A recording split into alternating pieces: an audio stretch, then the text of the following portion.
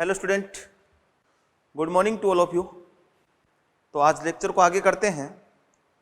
Basic concept हम metallurgy का पूरा देख चुके हैं। सबसे पहले क्रशिंग करनी होती है। एक बार मैं शॉर्ट में एकदम रिपीट कर देता हूं कि अपने पास 4 स्टेप थे। Step first, step second, step third और स्टेप फोर्थ।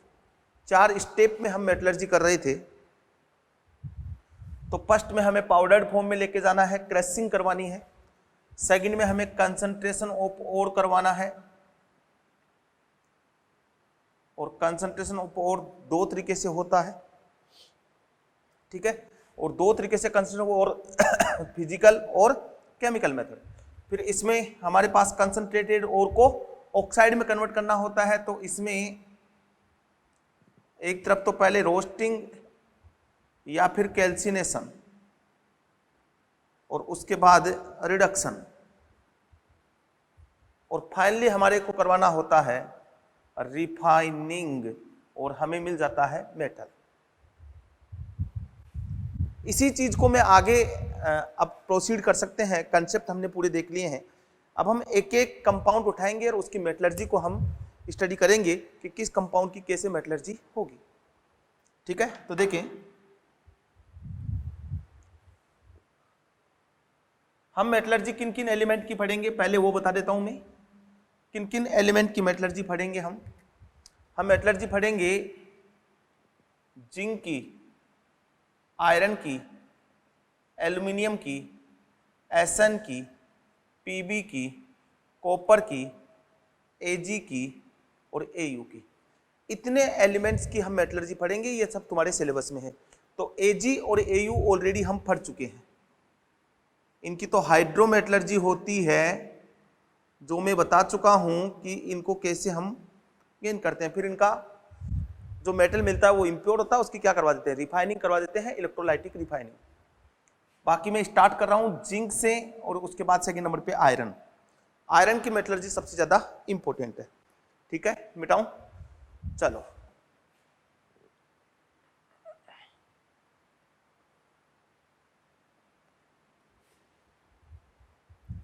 तो सबसे पहले मैं लेता हूं जिंक के लिए धातु क्रम।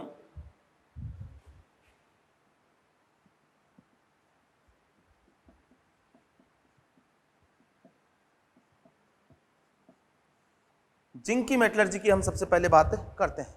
अब जिंक के सबसे पहले तो हमें और सेलेक्ट करने पड़ेंगे, और जब जिंक के और सेलेक्ट करोगे तो आप हो सकता है आप ZnS ले सकते हो या फिर ZnCO3 ले सकते हो। दोनों से बता देता हूं, आप समझे।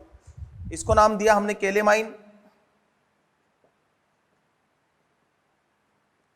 और इसको दिया सेपेलेराइट या जिंक ब्लेंड।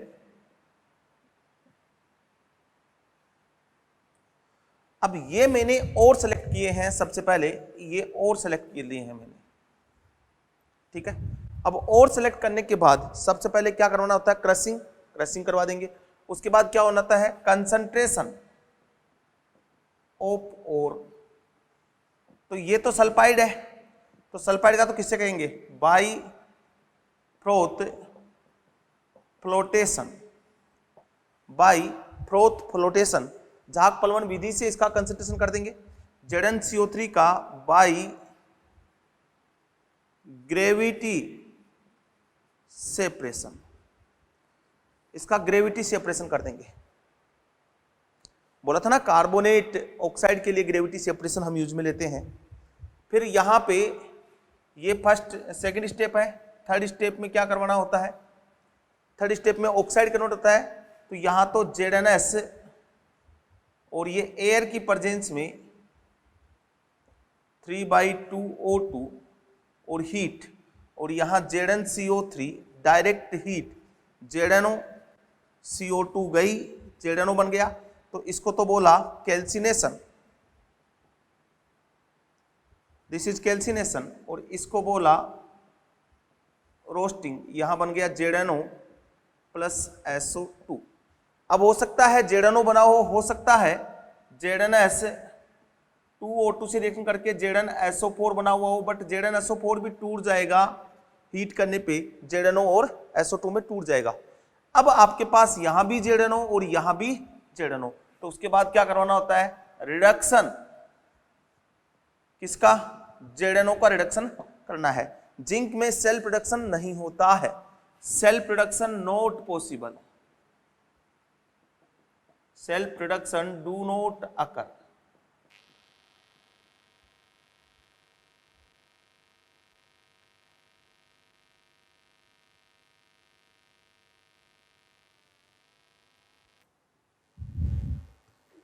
तो यहां सेल्फ रिडक्शन नहीं होता है।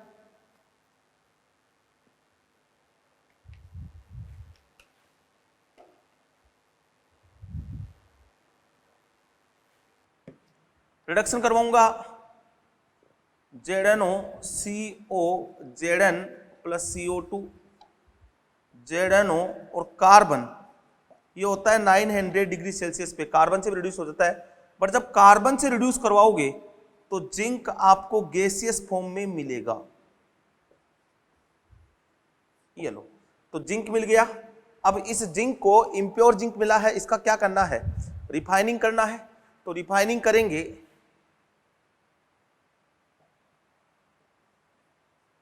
रिफाइनिंग तो वो कर देंगे हम बाई डिस्टिलेशन, आसवन से क्या कर देंगे, रिफाइनिंग कर देंगे। This is metallurgy for zinc. हो गया पूरा भैया, सिंपल सा कंसेप्ट है, बहुत बड़ा कुछ भी नहीं है, ठीक है। अब मैं बात करूंगा, वो बात करूंगा आयरन की मेटलर्जी की, जो सबसे ज्यादा इंपॉर्टेंट मेटलर्जी है। किसकी बात करने वाला हूं, आयरन की मेटलर्जी की। मिटा रहा हूं मैं इसको।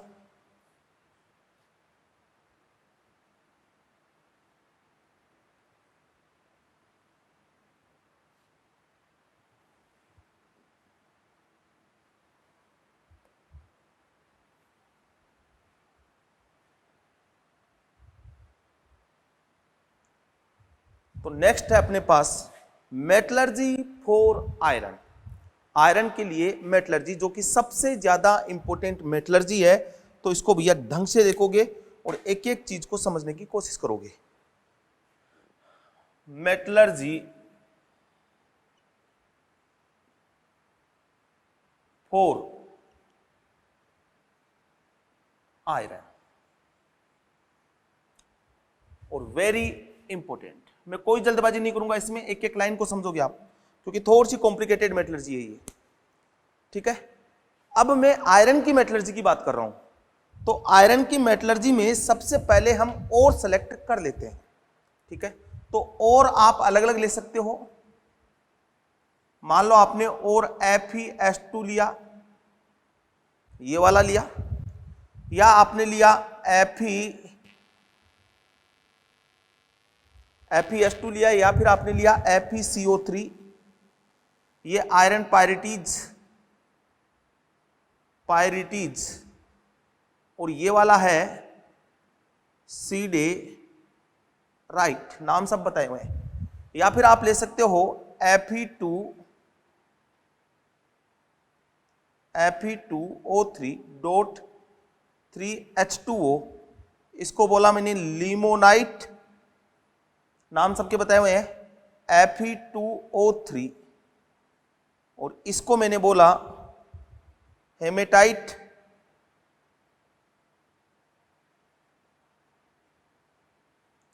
और या फिर ले सकते हो Fe3O4, इसको बोला मैग्नेटाइट। तो कोई सा भी और आप इनमें से ले सकते हो। बेसिकली जो मेन और लेते हैं वो लेते हैं हेमेटाइट और मैग्नेटाइट, हम बेसिकली यूज में लेते हैं। आयरन पायरिटीज से जो आयरन मिलता है, आयरन पायरिटीज से जो आयरन मिलता है वो अच्छी क्वालिटी का नहीं होता है, तो इसलिए उसको इग्नोर करते हैं। बट मैंने लिखा है कि अगर उससे भी बनाएंगे तो क्या प्रोसेस चलेगा। तो ये तो और हुए। उसके बाद सेकेंड स्टेप में आता है अपने पास कंसंट्रेशन, क्योंकि पीसना तो कोई प्रोसेस नहीं है, पीस तो मशीन काम करेगी वो तो इसका तो करेंगे बाई फ्लोटेशन, ठीक है। और इन तीनों का करेंगे मैग्नेटिक सेपरेशन, इनका करेंगे मैग्नेटिक सेपरेशन, और इसका हम करेंगे ग्रेविटी सेपरेशन। ये हमने कंसंट्रेशन कर लिया। ठीक है, समझ में आ गई बात। कंसंट्रेशन करने के बाद थर्ड मेथड है कंसंट्रेट और को मेटल ऑक्साइड में कन्वर्ट करना, और ये हम करते हैं बाय कैल्सिनेशन और रोस्टिंग। इसको सुनना, कंसंट्रेटेड या मैं बोल दूं सांद्रित एसक को आयरन ऑक्साइड में कन्वर्ट करना, आयरन या मेटल ऑक्साइड में बदलना।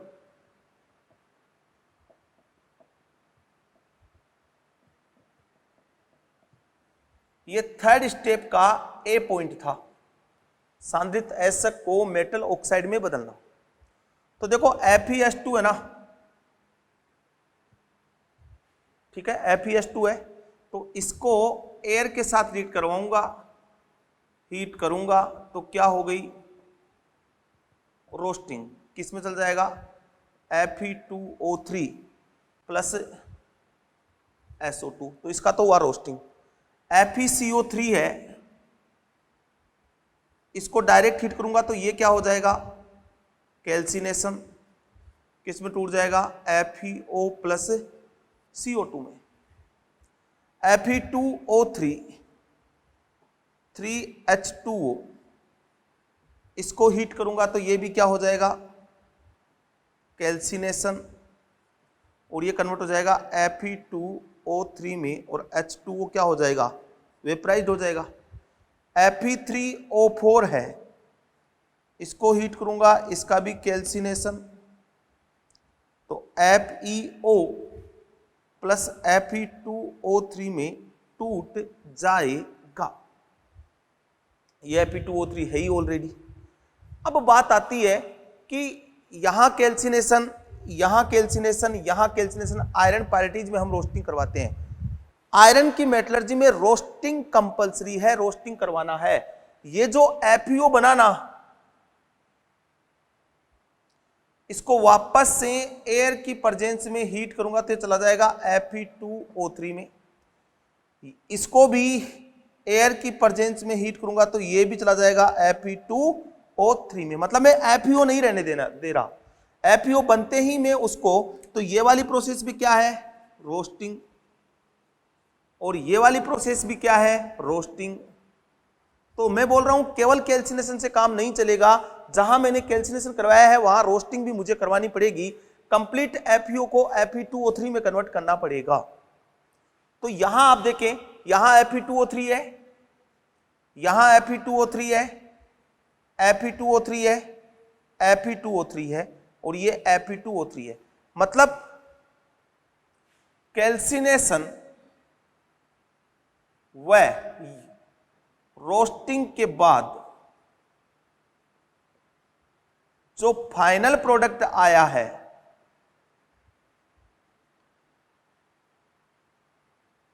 वो Fe2O3 है। जो फाइनल प्रोडक्ट आया है वो Fe2O3 है। अब दिमाग में क्वेश्चन ये आता है कि हम रोस्टिंग क्यों करवाएं, आयरन की मेटलर्जी के दौरान हम FeO को Fe2O3 में क्यों कन्वर्ट कर रहे हैं।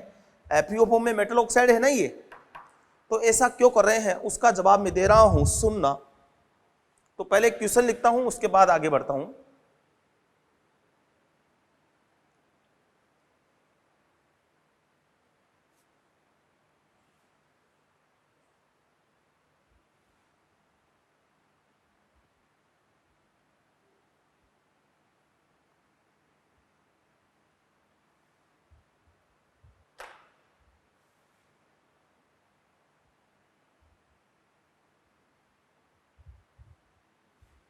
ठीक है, तो क्वेश्चंस के बाद आगे बढ़ता हूं। तो देखो, आयरन की मेटलर्जी के दौरान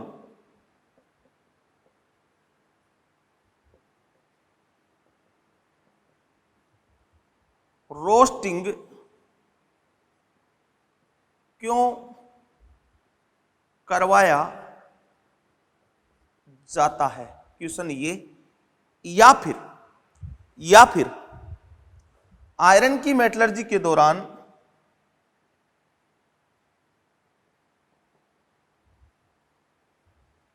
आयरन की मेटलर्जी के दौरान FeO को Fe2O3 में क्यों बदला जाता है अपचयन से पहले? भाई अपचयन नहीं करवाया ना, उससे पहले। दोनों क्वेश्चन का मीनिंग एक ही है कि हम रोस्टिंग क्यों करवाते हैं, जबकि हमारे पास तो FeO आ रहा है, तो फिर FeO का ही रिडक्शन करवा दे डायरेक्ट, Fe2O3 क्यों बना रहे हैं? उसका रीजन मैं बोल रहा हूं। इंपोर्टेंट क्वेश्चन है, सुनना। आयरन में SiO2 की इंप्यूरिटीज होती है। किसकी इंप्यूरिटीज होती है? SiO2 की इंप्यूरिटीज होती है, जो FeO के साथ कंबाइंड होकर FeSiO3 स्लेग बना देती है। मान लो आपने जब रोस्टिंग या कैल्सिनेशन करवाया, तो कैल्सिनेशन का प्रोडक्ट क्या था? FeO। ये कब है? जब मैंने रोस्टिंग नहीं करवाई और मैंने केवल FeO छोड़ दिया, और उसमें अशुद्धि किसकी है? SiO2 की। ये क्या हो गया? एसिडिक। और ये क्या हो गया? बेसिक। रिएक्ट करके क्या बना देंगे? FeSiO3 स्लेग बना देंगे। अरे पागलों, थोड़ा दिमाग लगाओ। आयरन की तो मेटलर्जी कर रहे हो, आयरन तुम्हें बनाना है, और आयरन को ही तुम स्लेग के रूप में बाहर कर रहे हो, तो कैसे चलेगा? तो इसका मतलब मुझे ये स्लेग नहीं बनाना, ये स्लेग नहीं बनाना है। तो देखो, ये FeSiO3 स्लेग फॉर्मेशन को रोकने के लिए FeO को Fe2O3 में रोस्टिंग के द्वारा बदला जाता है। तो मतलब ये हुआ, तो फिर क्या होगा? उसके बाद क्या होगा कि हमने क्या किया, इस स्लेग का फॉर्मेशन रोकने के लिए, FeSiO3 स्लेग फॉर्मेशन को रोकने के लिए FeO को Fe2O3 में रोस्टिंग के द्वारा बदला जाता है। तो Fe2O3 है ना, वो SiO2 के साथ रिएक्ट नहीं करेगा, इसलिए हम FeO को Fe2O3 में भेज देते हैं, जिससे वो SiO2 के साथ रिएक्शन नहीं करता हो। मतलब आयरन की मेटलर्जी में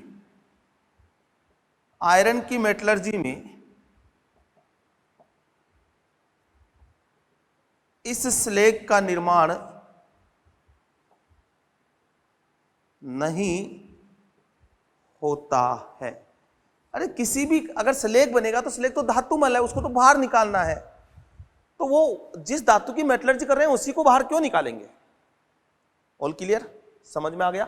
इसलिए हम रोस्टिंग करवाना जरूरी होती है। क्वेश्चन बहुत ज्यादा इंपॉर्टेंट है। आयरन की मेटलर्जी के दौरान रोस्टिंग क्यों करवाया जाता है, या आयरन की मेटलर्जी के दौरान Fe को Fe2O3 में क्यों बदला जाता है? अपचयन से पहले। अपचयन से पहले की बात चल रही है, नहीं है थर्ड स्टेप का पहला पॉइंट चल रहा है ऑक्साइड में कन्वर्ट करने के लिए। Fe में SiO2 की इंप्यूरिटीज होती है, जो FeO के साथ कंबाइंड होकर FeSiO3 स्लेग बना देती है। तो FeSiO3 स्लेग फॉर्मेशन को रोकने के लिए, इस स्लेग को रोकने के लिए FeO को Fe2O3 में रोस्टिंग के द्वारा बदला जाता है, और ये Fe2O3 SiO2 के साथ रिएक्ट नहीं करेगा, आयरन एजिड रहेगा। आयरन की मेटलर्जी में इस स्लेग का निर्माण नहीं होता है।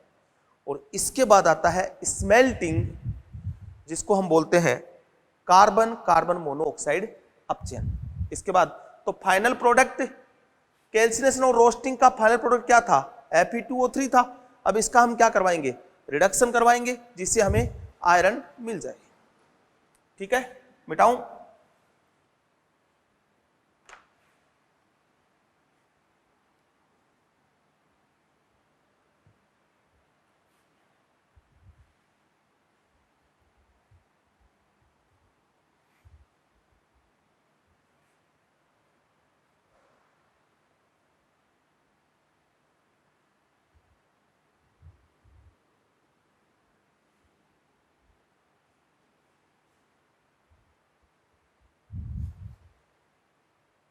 चलो ठीक है, देखें। अब मैं बात कर रहा हूं स्मेल्टिंग, ठीक है। थर्ड स्टेप का बी पॉइंट है स्मेल्टिंग।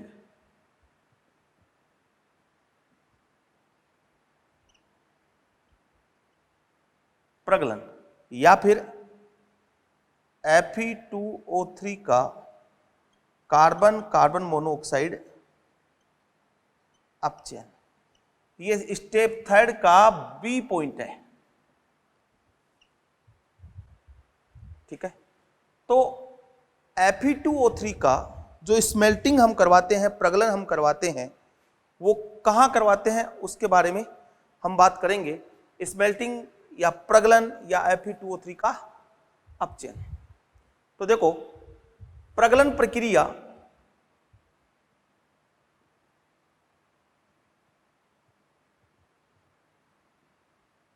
वात्या भट्टी में संपन्न होती है। प्रगलन प्रक्रिया वात्या भट्टी में संपन्न होती है और वात्या भट्टी के अलग अलग जोन का टेम्परेचर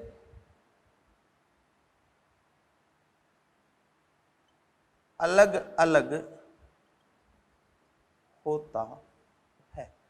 अब देखो, ये वात्या भट्टी क्या है, पहले तो इसके बारे में हम बात करेंगे और समझेंगे भैया पहले वात्या भट्टी क्या है। प्रगलन प्रक्रिया वात्या भट्टी में संपन्न होती है और वात्या भट्टी का अलग अलग जोन का टेम्परेचर अलग अलग होता है। तो सबसे पहले मैं वात्या भट्टी की बात करता हूं। वात्या भट्टी क्या है, समझना, सुनना, देखना। और वात्या भट्टी की मैं बात कर रहा हूं तो वात्या भट्टी कुछ ऐसी होती है भैया।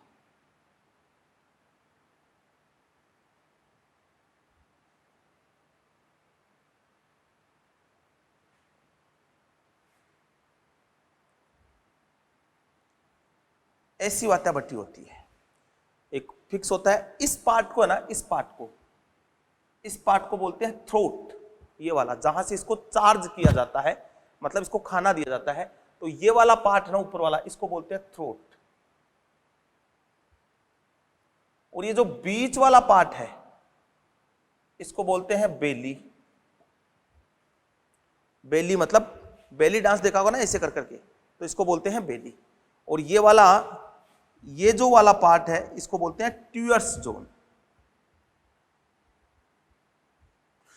तो तीन पार्ट हैं, तीन भाग होते हैं इसके। एक ट्यूअर्स पार्ट होता है जो कि बेली के जस्ट नीचे वाला, पेंदे से जस्ट ऊपर वाला पार्ट होता है। अब यहां इसको सबसे पहले चार्ज किया जाता है, यहां से इसमें चार्ज डाला जाता है। तो चार्ज किसका डालेंगे हम, इसमें चार्ज डालेंगे हम जिसका रिडक्शन करवाना है। और रिडक्शन किसका करवाना है, Fe2O3 रिडक्शन करवाएंगे, कोक डालेंगे और साथ में CaCO3 डालेंगे। तो कैल्शियम कार्बोनेट है वो एज ए स्लेग, मतलब फ्लक्स के रूप में हम डाल रहे हैं इसमें, जिसमें SiO2 की जो इंप्योरिटीज है वो हटाएगा। ये SiO2 एसिड हो गया, तो बेसिक फ्लक्स हमें यूज में लेना पड़ेगा। तो यहां ये इसका 8% लेते हैं, इसका 4% लेते हैं और इसका 1% लेते हैं। और ये CaCO3 है ना, ये है एज ए फ्लक्स के रूप में। और कार्बन जो है, कार्बन वो है एज ए रिड्यूसिंग एजेंट, ये रिड्यूसिंग एजेंट का काम करेगा, एज ए रिड्यूसिंग एजेंट। अब ये जो है यहां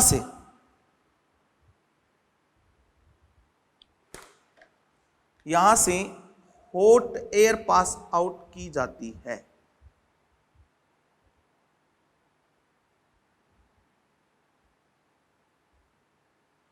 मतलब गर्म हवा के झोंके।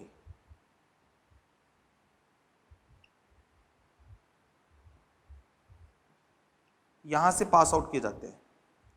इधर से भी वही पार्ट है,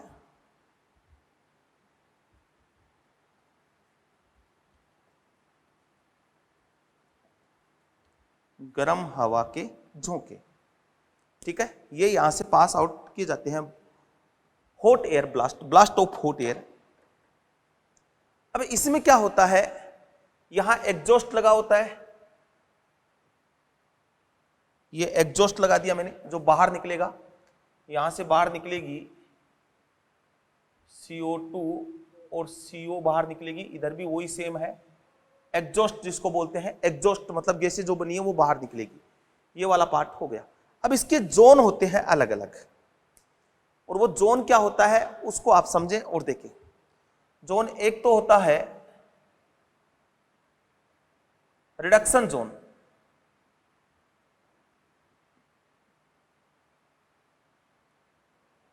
जो सबसे ऊपर वाला जोन होता है। उसके बाद होता है स्लैग फॉर्मेशन जोन, जिसमें स्लैग का फॉर्मेशन होता है, slag formation zone, slag formation zone होता है। और एक होता है इसके नीचे होता है मेल्टन जोन। सब बताऊंगा एक एक, सुनना आप तो। मेल्टन जोन, ये जोन हो गए जिनका टेम्परेचर अलग अलग होता है। और लास्ट में यहां जो होता है ना, ये वाला जोन है ना, ये वाला है कंबसन जोन।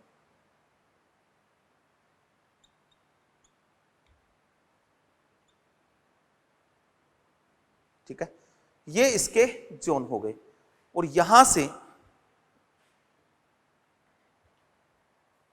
एक मिनट,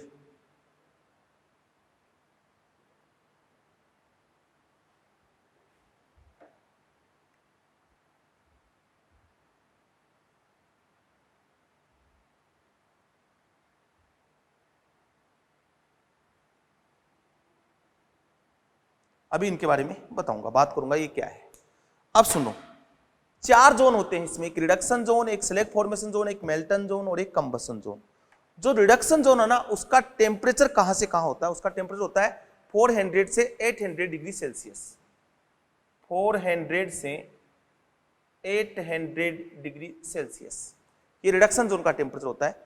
स्लैग फॉर्मेशन का होता है 800 से 1100 डिग्री सेल्सियस, और इसका होता है 1000 डिग्री सेल्सियस से 1800 डिग्री सेल्सियस, 1000 से 1800। और कंबसन जोन जो है उसका होता है 1800 से 2500 डिग्री सेल्सियस। मतलब अलग अलग टेम्परेचर जोन है, नीचे टेम्परेचर बढ़ रहा है, ऊपर टेम्परेचर कम हो रहा है। तो मैंने बोला प्रजनन प्रक्रिया में वात्या भट्टी में संपन्न होती है, और वात्या भट्टी के अलग अलग जोन का टेम्परेचर अलग अलग होता है। चार्ज किससे किया? चार्ज बाई, ये इसका खाना है जिससे हमने दिया है, इसमें भर दिया हमने, इसको डाल दिया है ऊपर से, ये चार्ज, चार्ज्ड बाई मतलब किससे चार्ज किया हमने इसको? Fe2O3 कार्बन और CaCO3। परसेंटेज रेशियो ध्यान रखना, 8% लेते हैं इसका, इसका 4% और इसका 1%, इस रेशियो में हम इनको डालते हैं। अब रिएक्शन क्या होगी उसको समझिए, अब रिएक्शन क्या होगी उसको समझना। मैं अभी ये केवल ये डायग्राम रखूंगा, बाकी इसको मिटाऊंगा, स्क्रीनशॉट ले सकते हो आप एक बार। चलो ठीक है,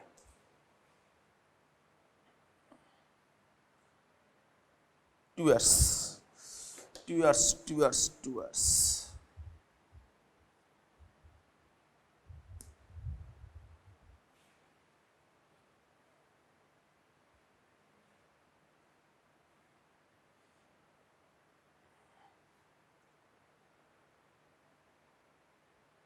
अब देखो सबसे पहले क्या होगा, समझना।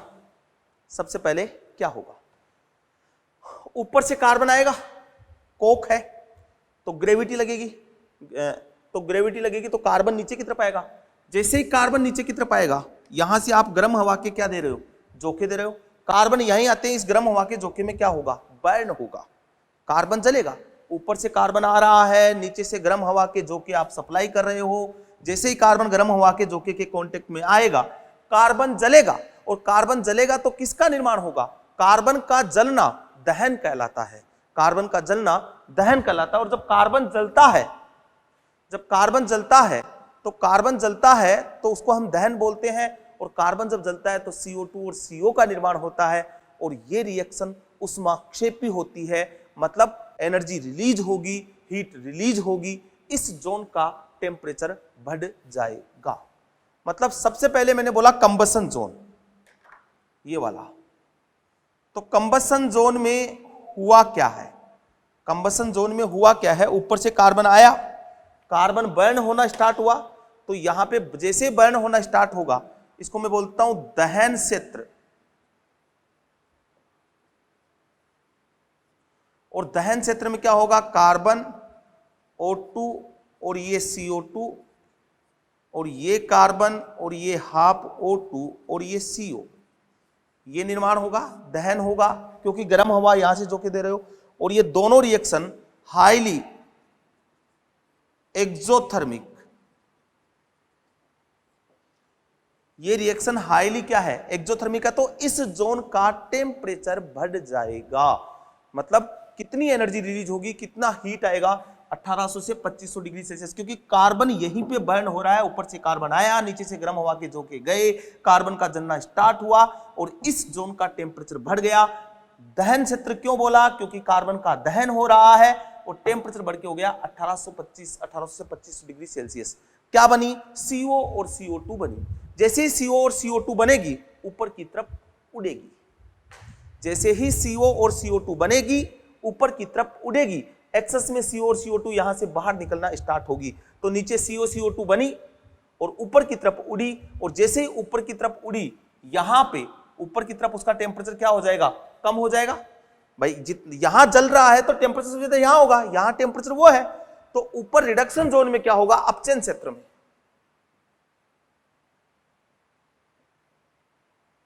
रिडक्शन जोन या अपचयन क्षेत्र, रिडक्शन जोन या अपचयन क्षेत्र। अब यहां से अपचयन होना स्टार्ट हो जाएगा। और अपचयन किसका होगा, Fe2O3 का अपचयन होना स्टार्ट हो जाएगा। तो देखो पहले रिएक्शन होगी ऊपर वाले टेम्परेचर पे, तो Fe2O3 रिएक्ट करेगा 400 से 500 के बीच में, ठीक है। और किससे रिएक्ट करेगा, Fe2O3 CO से रिएक्ट करेगा, क्योंकि CO2 तो रिडक्शन का काम करती नहीं है ना, करेगी कौन, CO ऊपर की तरफ जा रही है। तो यहां इसका रिडक्शन हो जाएगा, ये चला जाएगा Fe3O4 और प्लस CO2 में। ये रिएक्शन हुई 400 से 500 डिग्री सेल्सियस। अब आप देखो कि रिडक्शन कैसे हुआ, यहां आयरन किस में, +3 में। Fe3O4 का मतलब क्या होता है, कुछ पार्ट तो Fe2O3 में है और कुछ पार्ट FeO में है, तो +3 और ये आ गया +2 में।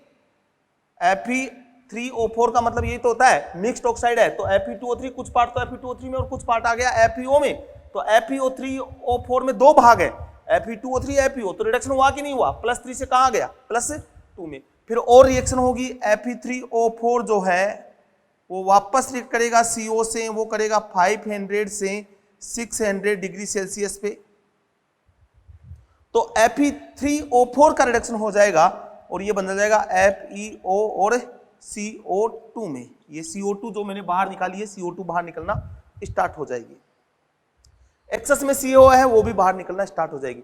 फिर FeO जाएगा, तो FeO 600 से 700 डिग्री सेल्सियस के बीच में इसका CO रिडक्शन करेगा और बन जाएगा FeO सॉलिड और ये CO2। मतलब अधिकतम रिडक्शन लो टेम्परेचर पे हो जाता है 700 डिग्री सेल्सियस तक अधिकतम रिडक्शन हो जाएगा। Fe2O3 फाइनली किस में आ गया, FeO में। आया कैसे, पहले Fe2O3 Fe3O4 में गया, Fe3O FeO में आया, FeO Fe में आया, ठीक है। मतलब मैक्सिमम रिडक्शन लो टेम्परेचर पर हो जाता है। अगर फिर भी FeO बच गया, मान लो मैक्सिमम तो हो गया, लो टेम्परेचर पे हो गया, मैक्सिमम रिडक्शन लो टेम्परेचर पर CO के द्वारा हो जाता है, CO के द्वारा हो जाता है। लाइन इंपॉर्टेंट है ये। अगर फिर भी FeO बच गया तो हमने क्या बोला था कि 700 डिग्री सेल्सियस तक तो 710 या 720 डिग्री सेल्सियस तक तो CO बेस्ड रिड्यूसिंग एजेंट होता है, बट उसके बाद कार्बन बेस्ड रिड्यूसिंग एजेंट हो जाता है। अगर फिर भी बच गया FeO रिमेनिंग, अगर जो बच गया तो वो कार्बन से 800 डिग्री सेल्सियस के आसपास इस जोन में यहां रिएक्ट करके वो चला जाएगा किसमें, FeO और CO में, क्योंकि हमें पता है 700 के बाद कार्बन बेस्ड रिड्यूसिंग एजेंट होता है। ये रिडक्शन हो गया। अब देखो Fe सॉलिड में है, यहां तक रिडक्शन हो गया।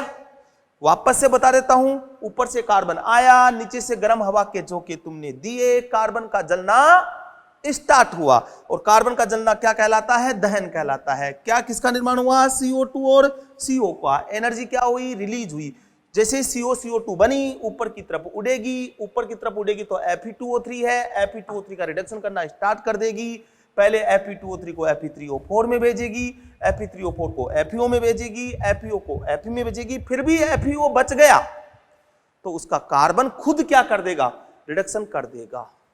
अब तुम बोलोगे सर यहां कार्बन कहां से आया, भाई कार्बन तो आ ही रहा है ना, ऊपर से आ ही रहा है ना, तो वो कर देगा। भाई कार्बन ऊपर से आ रहा है तो कार्बन भी तो रिडक्शन कर सकता है ना। तो ये रिडक्शन जोन में जो रिएक्शन हुई वो वाली रिएक्शन हुई। कंबसन जोन में क्या हुआ वो बता दिया है, ठीक है। ये थ्रोट है, ये बेली है, ये ट्यूअर्स है, इसको मिटा देता हूं। ये पार्ट है, इसके तीनों पार्टों के नाम बोले। फिर नीचे क्या है, स्लैग फॉर्मेशन जोन, ठीक है। नीचे क्या है, स्लैग फॉर्मेशन जोन। एक एक जोन को समझेंगे हम। अब यहां स्लैग फॉर्मेशन जोन में क्या होगा, तो स्लैग फॉर्मेशन जोन में कुछ नहीं होगा। देखो इधर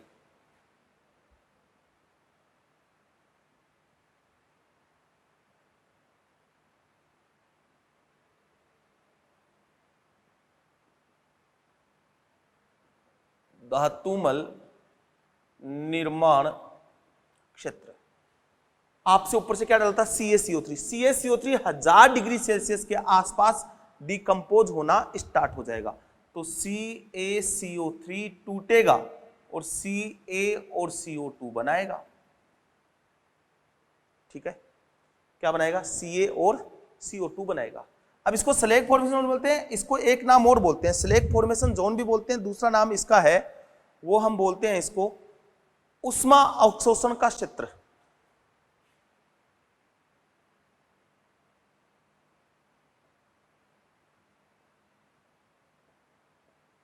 दूसरा नाम है, यहां उष्मा टेम्परेचर कम होगा इस पार्ट में। वो क्यों होगा उसका रीजन बात करूंगा अभी। तो CO बना, CO2 बना, और SiO2 की क्या थी, इंप्योरिटीज थी, वो CO के साथ रिएक्ट करके क्या बनाती है, CaSiO3। ये स्लैग बनता है। आयरन की मेटलर्जी में स्लैग बनता है कैल्शियम सिलिकेट का, आयरन सिलिकेट का नहीं बनता, ये स्लैग बनता है। CaCO3 इस टेम्परेचर पे डिकम्पोज होगा, और SiO2 की इंप्योरिटीज थी, ठीक है। और यहां पे क्या होगा, और क्या होगा, ये जो CO2 है ना, ये कार्बन के साथ रिएक्ट करके CO का फॉर्मेशन करेगी, और ये होती है एंडोथर्मिक प्रोसेस। कौन सी होती है, एंडोथर्मिक प्रोसेस। एंडोथर्मिक प्रोसेस है तो टेम्परेचर क्या हो जाएगा, कम हो जाएगा, इसलिए बोला है उष्मा अवशोषण क्षेत्र। यहां उष्मा क्या हो जाती है, अवशोषित हो जाती है, क्योंकि ये CO2 जो कार्बन ऊपर से आ रहा है, यहां CO का निर्माण होगा इस टेम्परेचर पे, तो उष्मा यहां क्या हो जाएगी, कम हो जाएगी, इसलिए बोला है उष्मा अवशोषण क्षेत्र। स्लैग फॉर्मेशन मतलब एक तो स्लैग का निर्माण हुआ, और एक दूसरा अधातु ऑक्साइड कार्बन से अपचयित होकर आयरन में मिक्स हो जाते हैं। और यहां जो जितने भी अधातुक है, अधातु के जो ऑक्साइड है, वो भी यहां पे रिड्यूस हो जाएंगे और कार्बन में क्या हो जाएंगे, मिक्स हो जाएंगे। कौन कौन से हैं, एक तो CO2 था अधातु का ऑक्साइड, वो CO में चला गया, और एक MnO2 की इंप्योरिटी तो कार्बन से ये Mn में चला जाएगा। SiO2 अगर बच गया तो वो भी सिलिकॉन में चला जाएगा, ठीक है। और यदि P4O10 है तो वो भी कार्बन से P फोस्फोरस में चला जाएगा, सब रिड्यूस हो गए नॉन मेटल, मेटल भी रिड्यूस हो गया यहाँ पे। SO2 है तो वो भी कार्बन से रिड्यूस होकर किस में चली जाएगी, सल्फर में चली जाएगी। और ये सब किस में मिक्स हो जाएंगे, Mn, सिलिकॉन, फास्फोरस और सल्फर, ये सब किस में मिक्स हो जाएंगे, जो आयरन रिड्यूस हुआ है उसमें क्या हो जाते हैं, ये मिक्स हो जाते हैं। साइड में सब में CO का फॉर्मेशन हो जाएगा।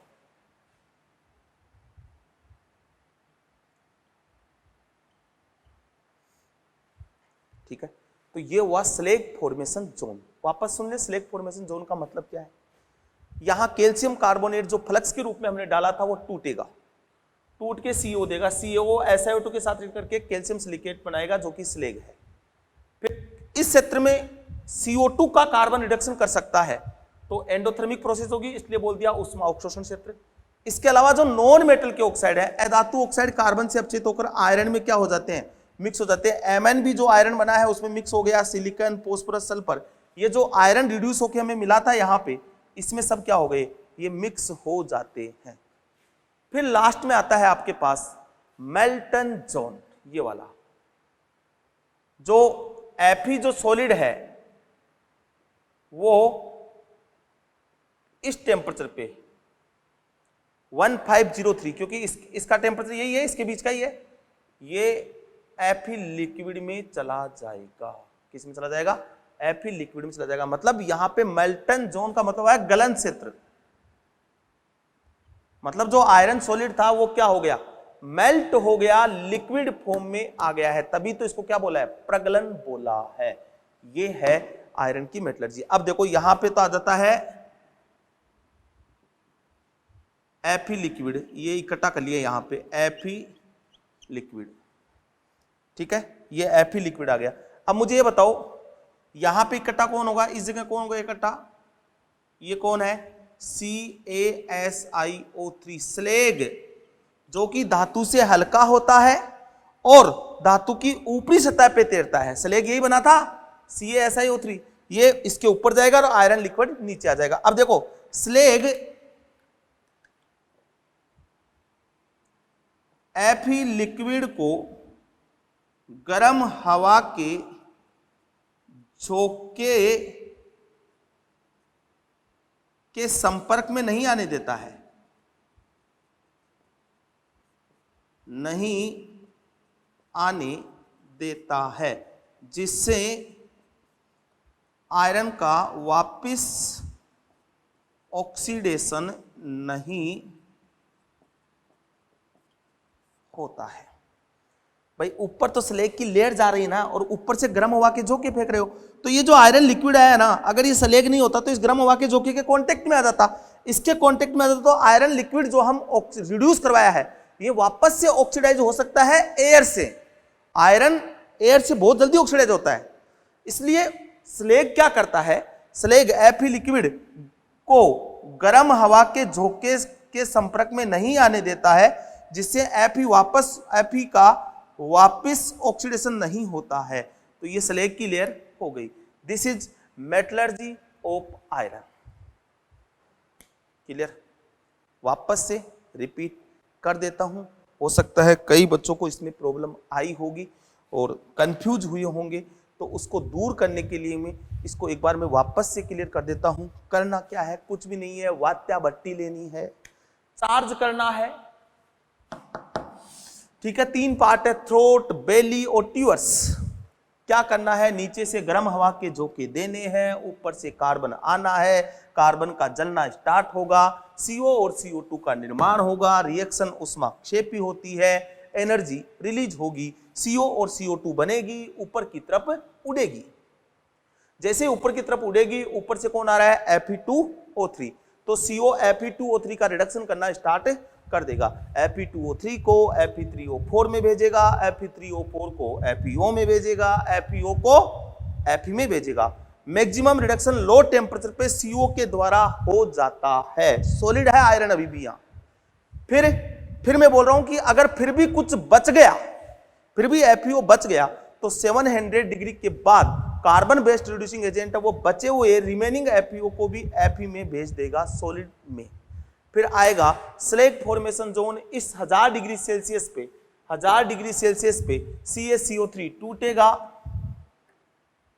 CaO में जाएगा, CaO SiO2 की जो इंप्योरिटीज होती है आयरन में उसके साथ रिएक्ट करके CaSiO3 का स्लेग बनाएगा। इस स्लेग का निर्माण होता है और साथ के साथ इसी जोन में CO2 का कार्बन रिडक्शन कर सकती है। ये एंडोथर्मिक प्रोसेस होती है, तो इसका टेम्परेचर यहाँ कम हो जाता है, इसलिए देखो नीचे ज्यादा है, ऊपर टेम्परेचर कम हो गया, इसलिए इसको बोला ऊष्मा अवशोषण क्षेत्र। फिर एक और होता है अधातु ऑक्साइड, कार्बन से अपचित होकर जितने अधातु ऑक्साइड की जो अशुद्धियां है, अधातु ऑक्साइडों की अशुद्धियां कार्बन से अपचित होकर आयरन में मिक्स हो जाती है। मतलब वो जो आयरन बन रहा है Fe सॉल्यूट, उसमें कौन है, Mn भी है, सिलिकॉन भी है, फोस्फोरस भी है और सल्फर भी है, मिक्स हो जाती है। स्लेग नीचे की तरफ आएगा। फिर मेल्टन जोन, इस टेम्परेचर पे देखो आयरन का जो मेल्टिंग पॉइंट है ना, आयरन का मेल्टिंग पॉइंट वो होता है इतना, तो इस टेम्परेचर पे आयरन क्या हो जाएगा, मेल्ट हो जाएगा। जो सॉलिड बना था वो क्या हो गया, मेल्ट हो गया, इसलिए मेल्टन जोन बोला। आयरन पिघल के नीचे आ जाएगा और स्लेग आयरन से हल्का होता है, उसकी सतह पे तैरेगा। स्लेग को अलग आउट कर बाहर कर लेंगे, इसको अलग कर लेंगे और स्लेग गर्म हवा के झोंके से भी आयरन को बचाता है, जिससे उसका वापस से ऑक्सीडेशन नहीं हो। This is called metallurgy for iron. Screenshot.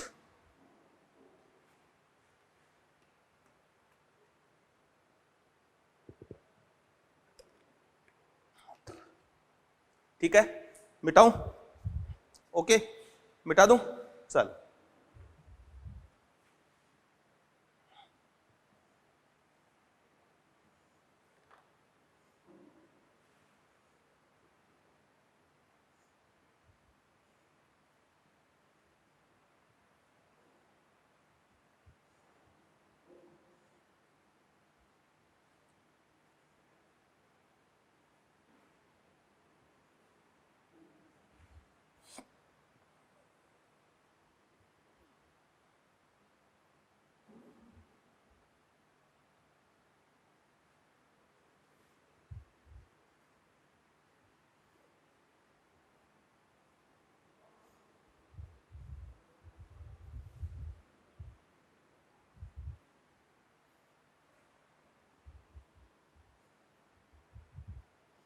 ठीक है, आगे करते हैं।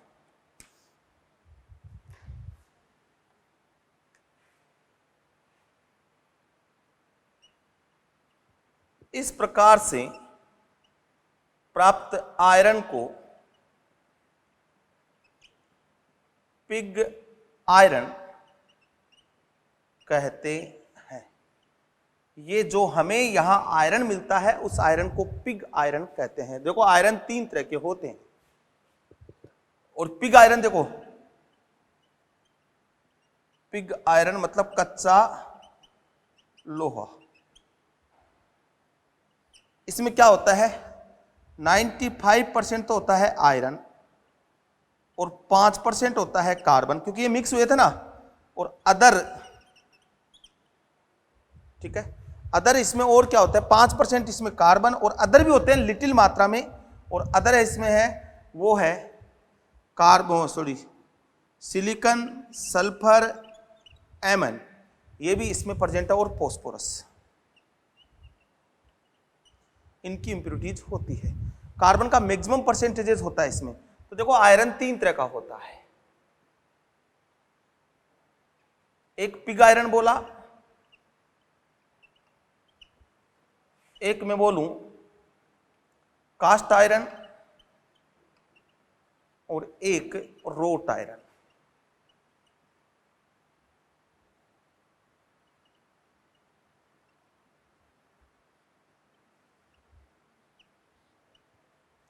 पिग आयरन को बोलते हैं कच्चा लोहा,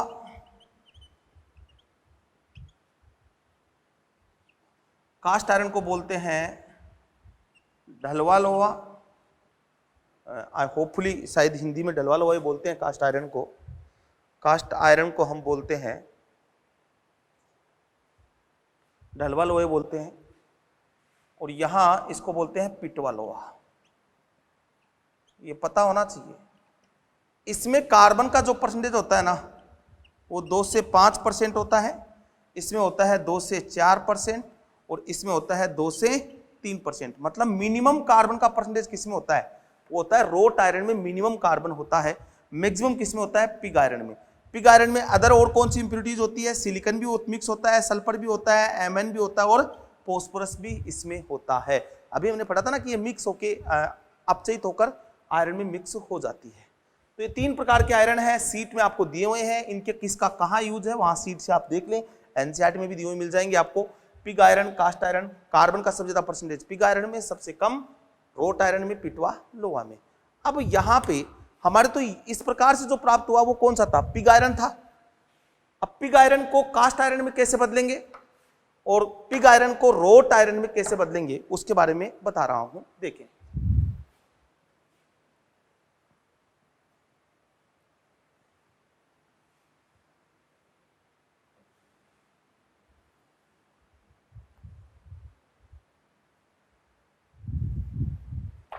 देखो, पिग आयरन को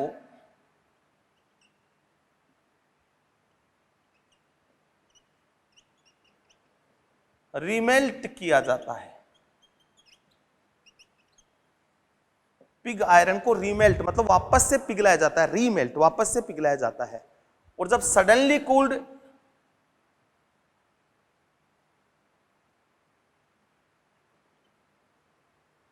अचानक से ठंडा किया जाता है या फिर स्लोली कूल्ड। पिग आयरन को अचानक से ठंडा किया जाता है और पिग आयरन को स्लोली कूल किया जाता है, रीमेल्ट करिए। तो सडनली कूल्ड करेंगे तो मिलेगा white cast iron, white cast iron obtain, और यहां मिलेगा ग्रे कास्ट आयरन ऑब्टेन। जब स्लोली कूल्ड करते हैं तो ग्रे कास्ट आयरन और व्हाइट, सडनली कूल्ड करते हैं तो white cast iron. White slowly में कार्बन सीमेंटाइट फॉर्म में होता है और इसमें कार्बन, जो कार्बन था ग्रेफाइट फॉर्म में होता है। तो व्हाइट कास्ट आयरन भी 2 तरह का होता है, एक व्हाइट होता है और ग्रे होता है। पिग आयरन को रीमेल्ट करो, अगर उसको एकदम से ठंडा किया मतलब आइस डाल दी अचानक से ठंडा हो गया, तब तो मिलेगा व्हाइट कास्ट आयरन। और उसको स्लोली कूल होने दिया हमने, तब मिलेगा grey cast iron. Grey cast iron में कार्बन जो है वो ग्रेफाइट फॉर्म में होता है और इसमें सीमेंटाइट फॉर्म में होता है, Fe3C, इसको बोलते हैं सीमेंटाइट।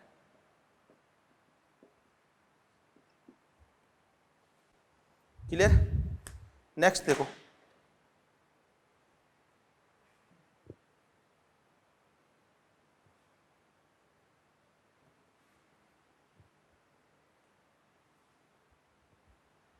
फिर आता है कि रोट आयरन कैसे ऑब्टेन किया जाता है। ठीक है, रोट आयरन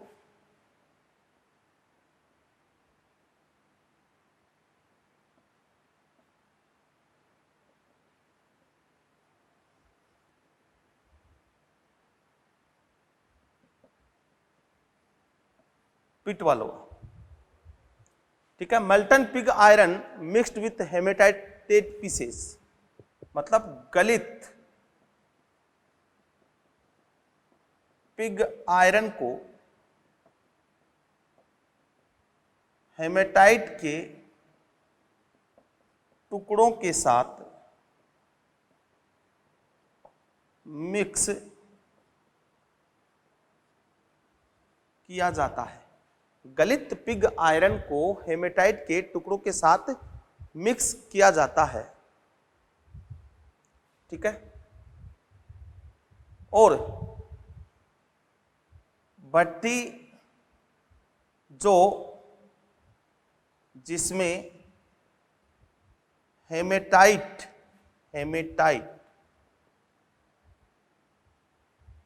की लाइनिंग होती है, मतलब जो भी आपने भट्टी ली है ना,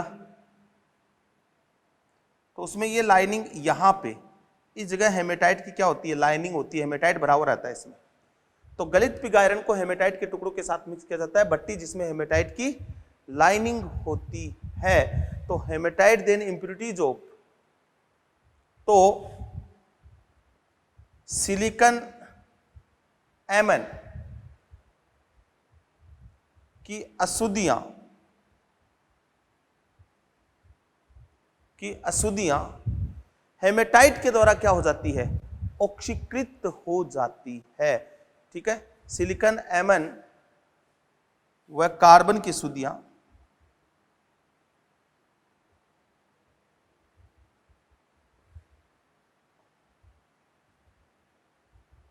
हेमेटाइट के द्वारा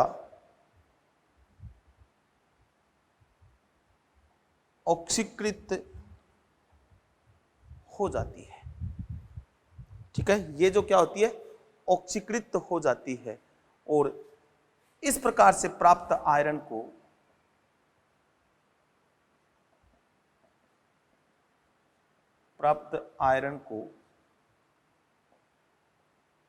रोट आयरन कहा जाता है, जो स्टील का भाग है। देखो, स्टील क्या होता है, रोट आयरन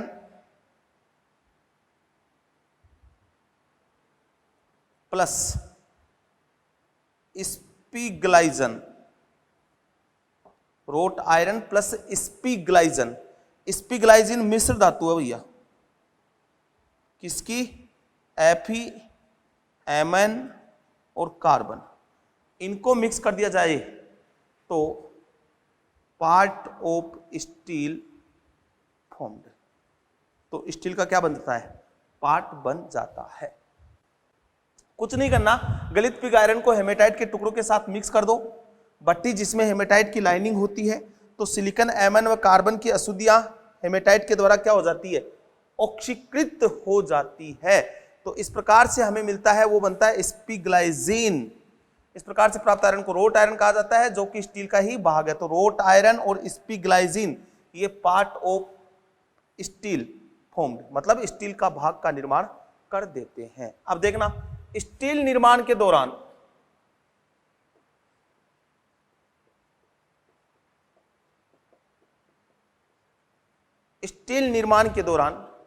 जो फोस्फोरस है वो एयर के साथ लेकर के P4O10 बनाता है, और ये P4O10 CaO जो हमने चूना डाला था CaO के साथ लेकर के बनाता है Ca3PO4 का होल ट्वाइज, इसको बोलते हैं थॉमस स्लेग।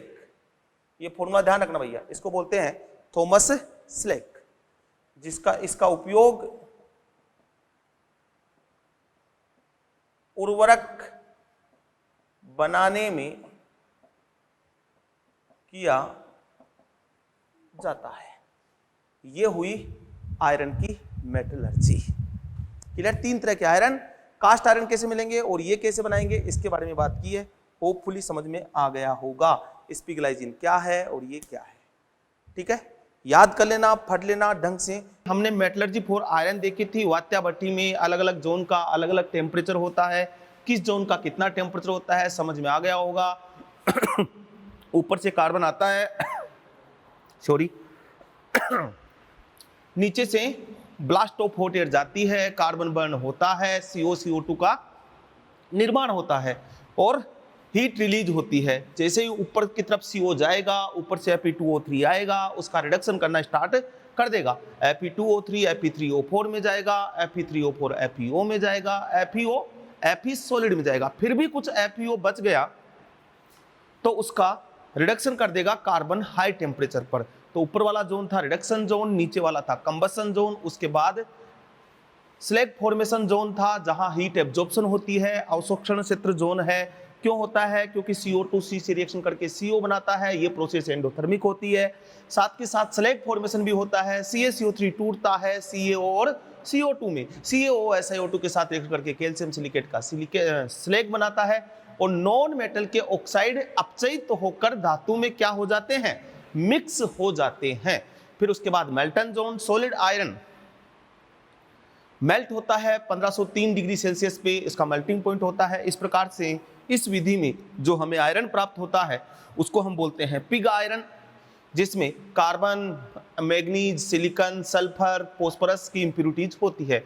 फिर मैंने बोला आयरन 3 तरह का, पिग आयरन, कास्ट आयरन और रोट आयरन।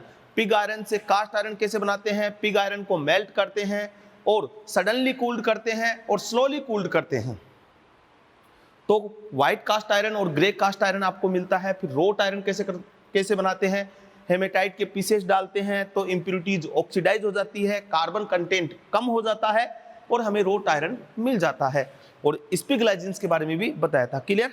ये चीज हम पढ़ी थी कल आयरन की मेटलर्जी में। एक एक स्टेप मैंने 2 बार बोल दिया है, कल भी मैंने 2 बार बोल दिया था। आज हम बात करेंगे एक अदर मेटल की important metallurgy, metallurgy for copper. किसके लिए बात कर रहे हैं? Metallurgy for copper. तो कॉपर की मेटलर्जी की हम बात करेंगे।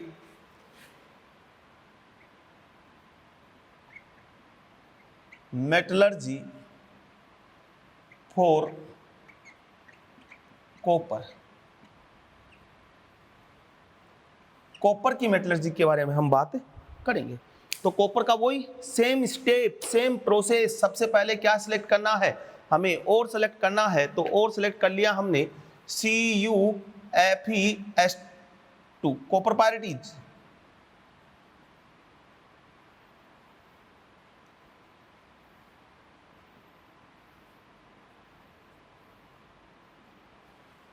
ये इसका और सेलेक्ट कर लिया, जिसको नाम दिया है कॉपर पायरिटीज। क्लियर? ये कॉपर पायरिटीज। अब कॉपर पायरिटीज का सबसे पहले ये मैंने और ले लिया, उसके बाद क्या करवाओगे?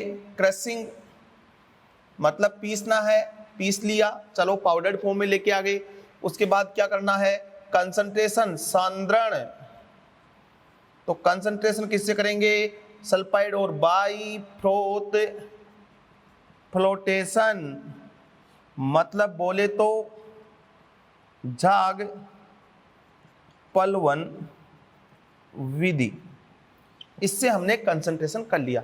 अब सल्फाइड और है, सल्फाइड और का क्या करवाते हैं? रोस्टिंग। तो first step, second step, third आपको करवानी है रोस्टिंग। इसका रोस्टिंग बहुत ज्यादा इंपॉर्टेंट है। रोस्टिंग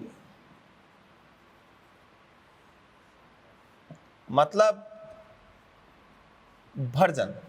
भर्जन कैसे करवाते हैं इसके बारे में देखें। तो सबसे पहले आपके पास कॉपर पायरिटीज है CuFeS2, इसको हम हीट करेंगे एयर की प्रेजेंस में। CuFeS2, तो हीट करते ही सबसे पहले ये ब्रेक होगा एयर की प्रेजेंस वगैरह पर, तो सबसे पहले टूटेगा। तो एक एक सीक्वेंस से बताते हैं बनेगा क्या। Cu2SFeS प्लस FeS2, ये वाला आपके पास बनने वाला है। सबसे पहले जब आप इसको हीट करोगे तो ये बनने वाला है। अब हम रोस्टिंग करवा रहे हैं, तो रोस्टिंग होता है इन प्रेजेंस ऑफ एयर, पता है वायु की उपस्थिति में होता है। तो ये जो सल्फाइड बने हैं ये ऑक्सीजन के साथ रिएक्ट करना स्टार्ट कर देंगे। तो क्या होगा? Cu2S और ये 3/2O2 क्या बनेगा? Cu2OSO2। साथ के साथ FeS रिएक्ट बाई 3/2O2 क्या बनेगा? FeO और SO2। अब देखो इधर समझना समझना समझना भाई, एयर आपने डाला था, रोस्टिंग कराया था इन प्रेजेंस ऑफ एयर। तो मैंने बोला पहले तो ये टूटेगा, टूटेगा, टूटा Cu2S, FeS और FeS2 में। तो यहाँ पे FeS, ये भी आगे टूट जाता है, FeS और FeS2 में आ जाएगा, ये भी FeS में आ जाएगा ये भी। तो ये जब टूटेगा, टूटना स्टार्ट करेगा तो क्या होगा? तो क्या होगा देखो इधर, उस कंडीशन में क्या होगा कि Cu2S, एयर के प्रेजेंस में Cu2S भी ऑक्सीजन से रिएक्ट करेगा, कॉपर भी ऑक्सीजन से रिएक्ट करेगा और आयरन भी ऑक्सीजन से रिएक्ट करेगा। अब आप मुझे बताओ ऑक्सीजन के लिए ज्यादा रिएक्टिव कौन है, आयरन है या कॉपर है? जो इलेक्ट्रोकेमिकल सीरीज में ऊपर आता है वो ज्यादा रिएक्टिव है, नीचे आता है वो लेस रिएक्टिव है। तो मैं ये लिख दूं आयरन हैव मोर एफिनिटी या फिर लव, ये ज्यादा बेटर समझ में आता होगा। आयरन हैव मोर एफिनिटी या love for oxygen, iron oxygen के लिए ज्यादा रिएक्टिव है, ज्यादा प्यार रखता है। क्यों? Fe more reactive than copper. Copper के कंपैरिजन में Fe मोर रिएक्टिव है, तो आयरन ऑक्सीजन के प्रति ज्यादा क्रिया करता है। तो देखो क्या था, क्या था, Cu2S था, FeS था और एयर है, ये रिएक्ट कर रहा है। तो कॉपर जितनी एयर को उठाएगा ना, एयर के साथ रिएक्ट करेगा, उससे ज्यादा FeS ज्यादा रिएक्ट करेगा, FeS ज्यादा रिएक्ट करेगा। तो कॉपर को तो कम ही से आएगी ऑक्सीजन, और ज्यादा ऑक्सीजन कौन ले उठ जाएगा? आयरन उठ जाएगा। तो ये वाला प्रोडक्ट जो बनेगा ना, वो तो बनेगा माइनर, और ये वाला जो प्रोडक्ट बनेगा ना, वो बनेगा मेजर। अब क्या हुआ? अब जितना Cu2S Cu2O में गया है, ठीक है, तो Cu2O एक तो Fe क्या कर रहा है, FeS क्या कर रहा है, यहां से ऑक्सीजन उठा रहा है, और जो कॉपर Cu2O में चला गया ना, उसकी ऑक्सीजन भी कौन उठा रहा है? FeS उठा रहा है। क्योंकि ये मान लो कुछ Cu2S Cu2O में चला गया, तो जो FeS है ना, बचा हुआ FeS, वो इस ऑक्सीजन को भी उठा लेगा और यहां से रिएक्ट करके बना देगा, यहां से रिएक्ट करके बना देगा, वो बना देगा FeO प्लस Cu2S, ये बना देगा। ये क्यों? क्योंकि आयरन ऑक्सीजन के प्रति ज्यादा एफिनिटी रखता है। तो देखो आयरन क्या कर रहा है, आयरन फ्री ऑक्सीजन के साथ भी रिएक्ट कर रहा है, और जो कॉपर ने ऑक्सीजन ले ली थी, उस ऑक्सीजन को भी कॉपर क्या, आयरन क्या कर रहा है? छीन रहा है, वापस Cu2 को कहां भेज रहा है? Cu2S में भेज रहा है। तो ये वाली रिएक्शन हुई। तो यहां during roasting complete FeS do not convert in FeO। तो फाइनल प्रोडक्ट ऑफ रोस्टिंग। अच्छा एक चीज और, जो FeO बना रोस्टिंग में, वो FeO रिएक्ट करता है SiO2 से। ये क्या है? इंप्यूरिटीज। और इसके साथ रिएक्ट करके किसमें जाता है? FeSiO3 में, जिसको हमने क्या बोला है? स्लैग बोला है। और non metal impurities oxidised and volatile. जो नॉन मेटल की इंप्यूरिटीज है वो भी ऑक्सीडाइज होगी, क्या हो जाएगी? वोलेटाइल हो जाएगी। आर्सेनिक रिएक्ट करेगा और बनाएगा AS2O3, ये वोलेटाइल हो गया। Sb रिएक्ट करेगा और बनाएगा Sb2O3, ये भी वोलेटाइल हो गया। सल्फर O2, ये भी वोलेटाइल हो गया। मतलब नॉन मेटल के ऑक्साइड भी क्या हो जाएंगे? ये वोलेटाइल हो जाएंगे रोस्टिंग के दौरान। ठीक है, अब मैं वापस से बता देता हूं। तो final product of roasting, roasting का फाइनल प्रोडक्ट क्या हुआ भाई? Cu2S बच गया, और 2% FeS अब भी बचा हुआ है। केवल कितना परसेंट? 2%। बाकी FeS तो FeO में चला गया, फिर भी 2% FeS बचा हुआ है। तो मैं ये बोलूं, नोट करें, कलिया मिटाऊं?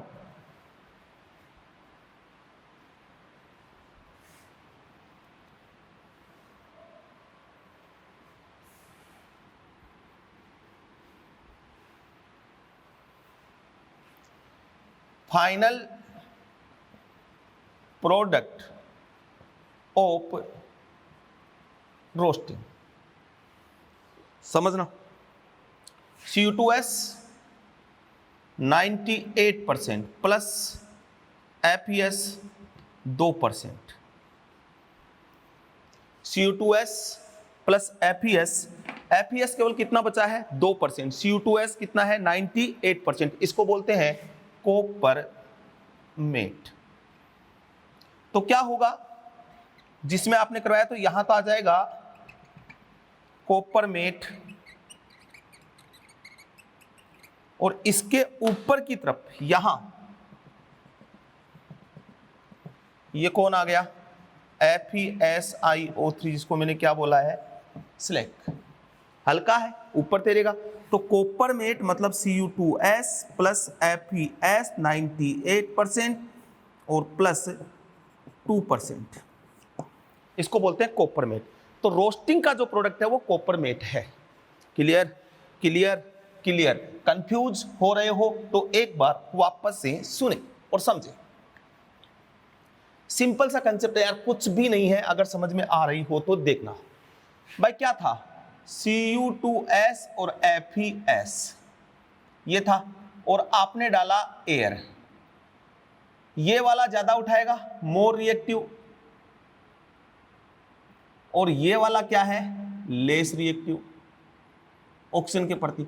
तो ये तो कुछ ही पार्ट किस में चला जाएगा, Cu2O में चला गया, कुछ ही पार्ट, और ये FeS किस में चला गया, FeO में चला गया। अब FeS बचा हुआ, FeS बचा हुआ वो इस ऑक्सीजन को उठा रहा था, इसको उठाने के साथ साथ इस ऑक्सीजन को भी उठाना स्टार्ट कर देगा।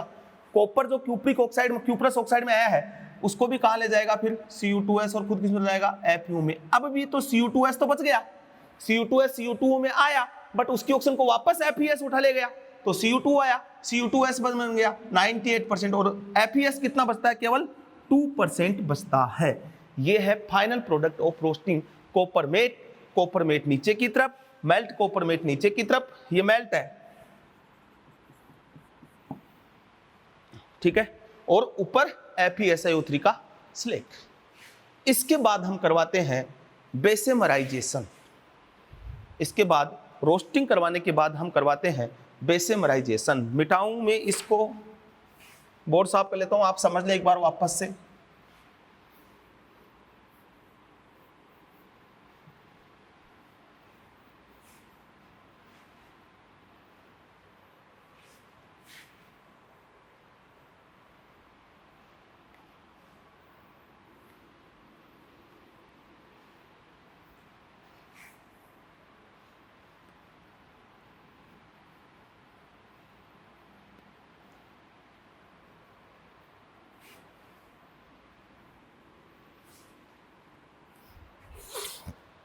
ठीक है, इसके बाद अगली स्टेप में होता है बेसेमराइजेशन।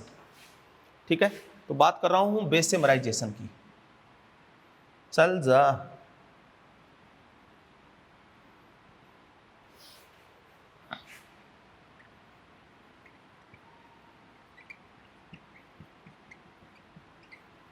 बेसेमराइजेशन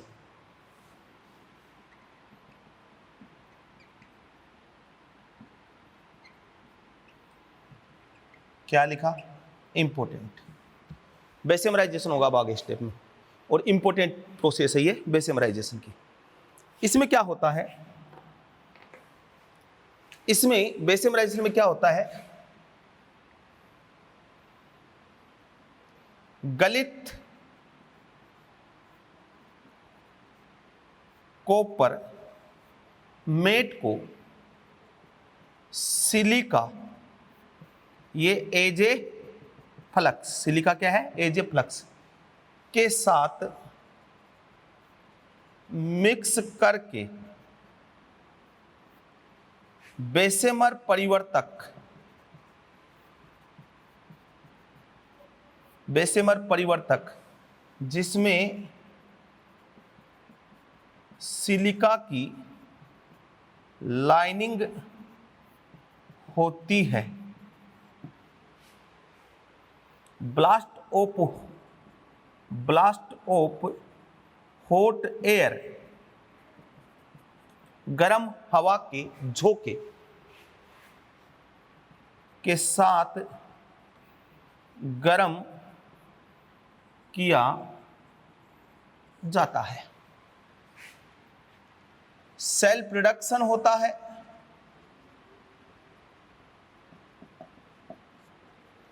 तथा FeSiO3 का स्लेग बनता है, और 99% प्योर कॉपर प्राप्त होता है, जिसे फपोलेदार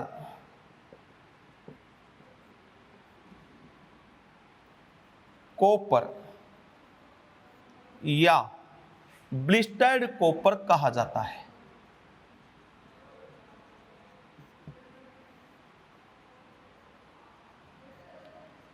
क्योंकि SO2 गैस बाहर निकलने के कारण,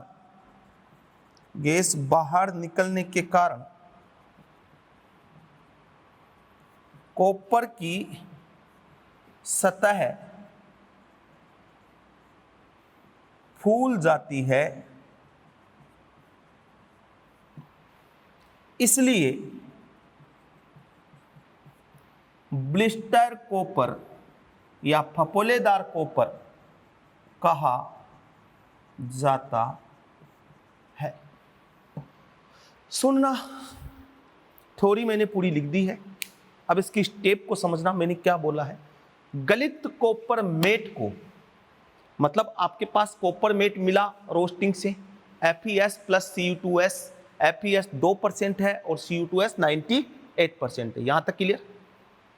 सिलिका कौन, SiO2 एज ए फ्लक्स के रूप में मिलाते हैं, के साथ मिक्स करके बेसेमर परिवर्तक, जिसमें बेसेमरीकरण होता है उसको बोलते हैं बेसेमर परिवर्तक भट्ठी, जिसमें सिलिका की लाइनिंग होती है, ब्लास्ट ऑफ हॉट एयर के साथ गर्म किया जाता है, गर्म हवा के झोंके उसमें सप्लाई किए जाते हैं। तो होगा क्या, सेल्फ रिडक्शन होता है तथा FeSiO3 का स्लेग बनता है, 99% प्योर कॉपर प्राप्त होता है, जिसे फफोलेदार कॉपर या ब्लिस्टर्ड कॉपर कहा जाता है। ब्लिस्टर कॉपर क्यों कहते हैं, फफोलेदार कॉपर क्यों कहते हैं, उसका आंसर मैंने लिखा है क्योंकि SO2 गैस बाहर निकलती है, जिसके निकलने के कारण कॉपर की सतह फूल जाती है।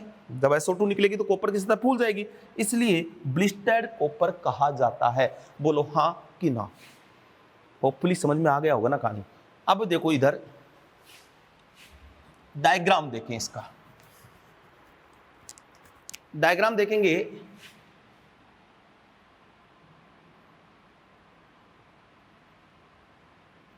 ठीक है, और यहां पे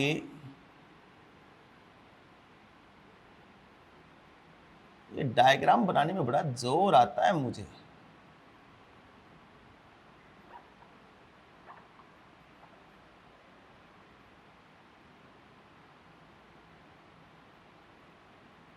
ये लो, इसको मैंने बोला ये बेसेमर परिवर्तक है।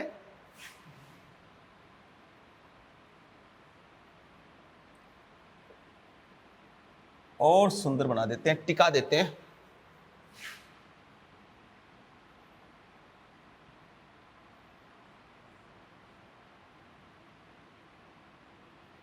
ये लो, और यहां से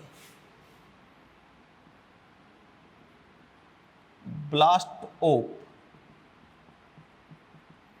हॉट एयर, गर्म हवा के झोंके, और ऊपर कौन लिया मैंने, गलित कॉपर मेट।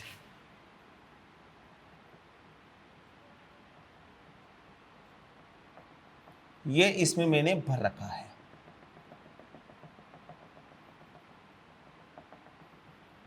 ये लो, गलित कॉपर मेट पर रखा है। ये बेसेमर परिवर्तक है, और ये जो लगाया ना ये डॉट, ये है लाइनिंग ऑफ सिलिका, मिट्टी की लाइन है, सिलिका लिखा ना के साथ मिक्स, जिसमें सिलिका की लाइनिंग होती है, सिलिका की लाइनिंग है। SiO2 हो गया ना, सिलिका SiO2 के, तो ये इसमें मिक्स हो गया, साथ के साथ लाइनिंग है, यहां से ब्लास्ट ऑफ हॉट एयर दे रहे हैं। यही थ्योरी मैंने लिखी है। अब मैंने बोला सेल्फ प्रोडक्शन होगा। अब कॉपर मेट में है क्या, कॉपर मेट में है क्या, तो कॉपर मेट में है Cu2S प्लस FeS 2% और ये 98%। यही तो है कॉपर मेट। भाई रोस्टिंग से कॉपर मेट आया था, उसमें ऊपर स्लेग था, नीचे कॉपर मेट था, स्लेग को अलग कर दिया, अलग कर सकते हैं उसको, क्योंकि वो धातु की सतह पे तैरता है, तो कॉपर मेट को गलित कर लिया। अब इसमें सेल प्रोडक्शन होगा, तो सबसे पहले तो ये blast of hot air react कौन करेगा, Fe करेगा या कॉपर करेगा, एयर से, गर्म हवा के झोंके से रिएक्ट कौन करेगा, Fe करेगा। Fe का प्यार ज्यादा है, Fe बहुत ज्यादा प्यार करता है ऑक्सीजन से कंपेरेटिव टू कॉपर, कॉपर प्यार नहीं करता है, तो पहले रिएक्ट कौन करेगा, Fe करेगा। तो Fe रिएक्ट करेगा तो क्या बनाएगा, FeS प्लस 3/2O2 FeO, कौन सी गैस बाहर निकली? SO2 गैस बाहर निकली, FeO बन गया। फिर ये FeO जैसे ही बना, ये जो SiO2 बना है ना, ये FeOSiO2 क्या बना देगा? FeSiO3 slag. ये लो स्लेग बन गया। तो SO2 गैस निकल रही है, साथ के साथ क्या बन गया? स्लेग बन गया। कोई डाउट यहां तक? यहां तक कोई डाउट नहीं होनी चाहिए, समझ में आ गया होगा। अब क्या होगा? अब होगा सेल्फ रिडक्शन, Cu2S आएगा। तो Cu2S और हाफ 3/2O2 किस में जाएगा? Cu2O SO2, ये निकल रही है SO2 गैस। बोला ना, SO2 गैस निकलने के कारण कॉपर पे फपोले बन जाते हैं, फूल जाता है, इसलिए फपोलेदार तांबा बोलते हैं। तो यहाँ पे ये बना, अब सेल्फ प्रोडक्शन होगा थोड़े। अब जैसे ये बना, एयर की सप्लाई क्या कर देंगे? बंद कर देंगे। तो रिमेनिंग Cu2S और Cu2O, ये Cu2 और रिमेनिंग Cu2S, S-2 क्या है इसमें? Reducing agent. इसका क्या कर देगा? रिडक्शन कर देगा। तो जैसे ही रिडक्शन करेगा, बैलेंस कर देता हूं, 6Cu प्लस कौन सी गैस आई? SO2, और ये 98 से 99% प्योर, और इसको ही बोलते हैं ब्लिस्टर कॉपर। ये लो, ये जो स्टेप है ना, ये वाली, ये बहुत पूछता है। ये स्टेप कौन सी है? Self reduction. ये सेल्फ रिडक्शन है। क्लियर? समझ में आ गई बात? यहां तक सेट है मामला। अब यहां से जो कॉपर मिला, उसकी क्या करनी है? रिफाइनिंग करनी है। उसको क्या करना है? प्योर करना है। रिफाइनिंग ऑफ कॉपर, कॉपर की क्या करनी है? अब रिफाइनिंग करनी है। मिटाऊं? मिटा दो? समझ में आ गया? नोट कर ले। चलो,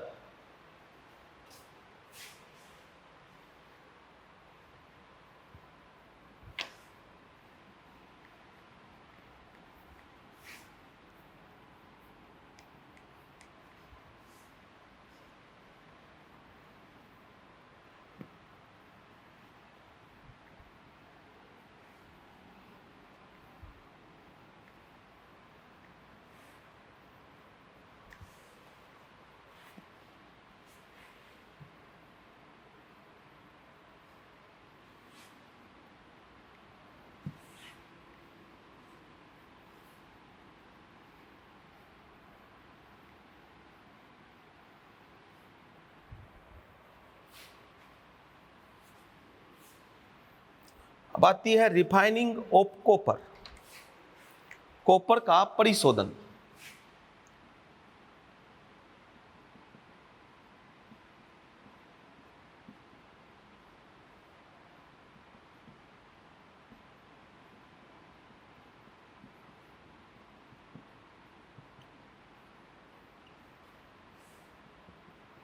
रिफाइनिंग ऑफ कॉपर या कॉपर का परिशोधन। तो इसका रिफाइनिंग दो मेथड से किया जाता है। पोलिंग बताया था, दंड विलोडन, और दूसरा वैद्युत परिशोधन। दो प्रकार से बताया था, पोलिंग और वैद्युत परिशोधन। पोलिंग में ये क्या करते हैं? मैंने बोला था ब्लिस्टर कॉपर में अनअपचयित क्यूप्रस ऑक्साइड की अशुद्धि होती है, जिसे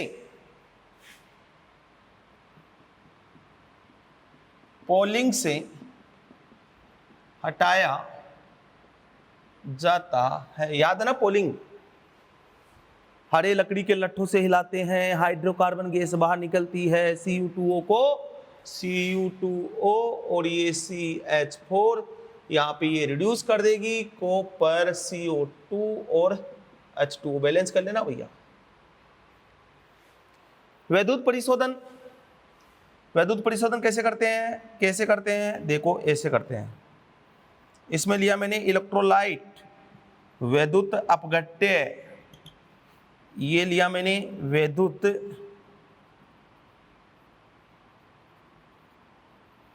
अपघट्य, क्या लेते हैं? CuSO4 plus dilute H2SO4।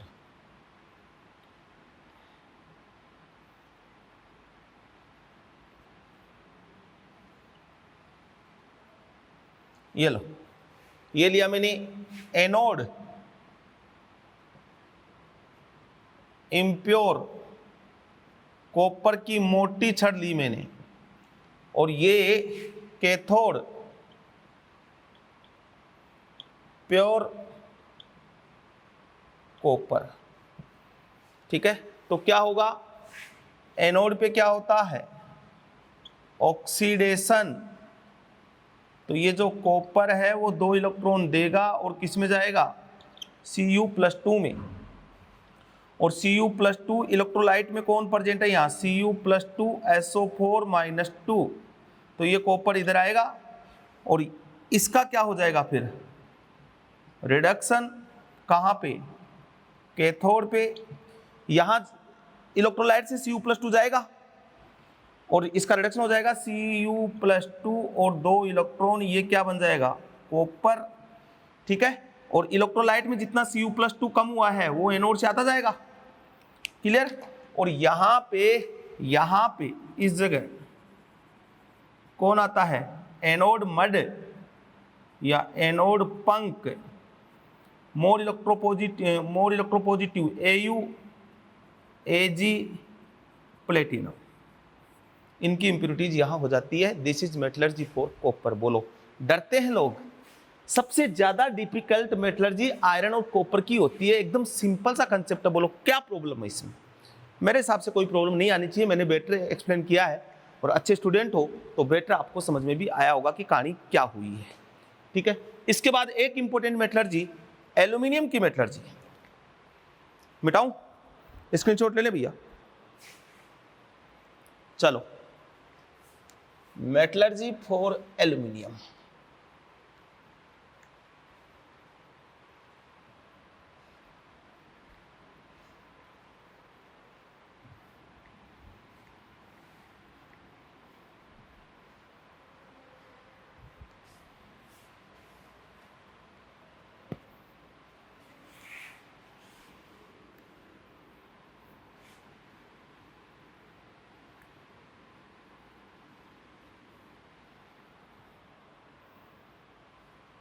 Next किसकी?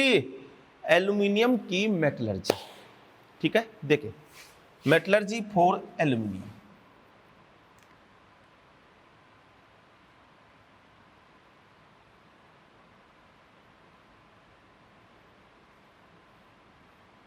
ये भी इंपॉर्टेंट।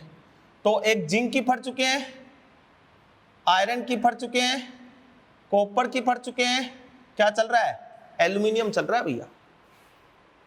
जिनकी बताइए उनकी सबकी पढ़ेंगे। फिर एक मैग्नीशियम की मेटलर्जी भी पढ़ेंगे, उसकी भी वो ऐसे लोग बट फट लेते हैं यहाँ पे, तुम भी क्या याद रखोगे। हाँ, तो चले एल्यूमिनियम एल्यूमिनियम एल्यूमिनियम। ठीक है, तो और सेलेक्ट करो भैया। सबसे पहले यही काम करते हैं। और वो कौन सा लेंगे? बॉक्साइट। और formula Al2O3 2H2O। First step और सिलेक्ट कर लिया। क्या करोगे? क्रशिंग, वो कर दोगे crushing, first step. Second, concentration by leaching. हाँ, Ag, गोल्ड, सिल्वर, सोना, चांदी, एल्यूमिनियम, इनका सांद्रण लीचिंग से करते हैं। सोना, चांदी, एल्यूमिनियम, इनका सांद्रण लीचिंग से करते हैं। लीचिंग, और लीचिंग में कितने process? On the basis of impurities, red bauxite, white bauxite. तो एक तो कौन सी पड़ी थी? Hall process. एक कौन सी पढ़ी थी? Bayer process. और एक कौन सी पढ़ी थी? सरपेक प्रोसेस। इसका सॉल्वेंट कौन था? याद करो याद करो याद करो, NaOH। इसका सॉल्वेंट Na2CO3 और इसका सॉल्वेंट कार्बन प्लस N2। इसकी खासियत क्या थी? एक साइड प्रोडक्ट बनता है इसमें, कौन सा? NH3, याद है। और ये किसके लिए थी दोनों? Red bauxite. सब कुछ याद दिला रहा हूं। और ये किसके लिए थी? White bauxite. इंप्यूरिटीज किसके थी? सिलिकॉन की इंप्यूरिटीज थी। ठीक है, ये कंसंट्रेशन हो गया। और आफ्टर लीचिंग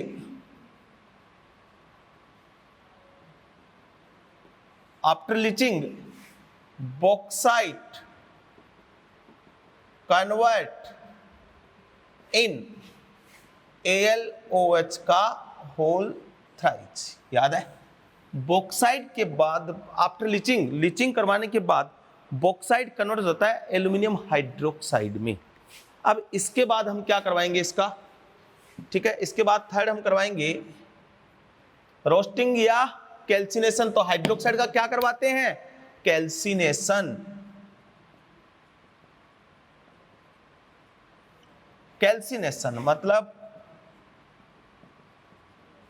निस्तापन। इसका क्या करवाएंगे? निस्तापन करवाएंगे। तो AlOH को बिना एयर की प्रेजेंस के आप इसको हीट करोगे तो बन जाएगा Al2O3 प्लस 3H2। तो ये क्या बना? एल्यूमिना। अब इसका हम करवाते हैं थर्ड का, ये A था, B क्या करवाते हैं? रिडक्शन। और एल्यूमिनियम के लिए कौन सा रिडक्शन बोला था? Electrolytic reduction.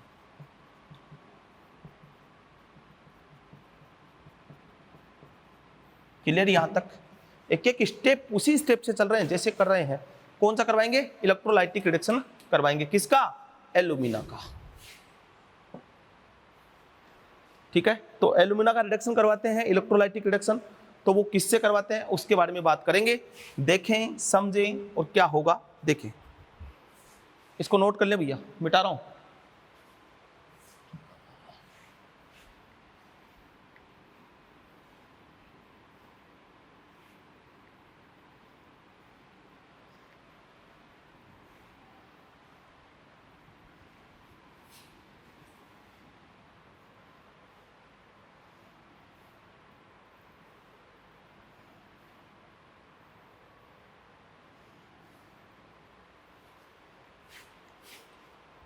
एल्यूमिना का इलेक्ट्रोलाइटिक रिडक्शन।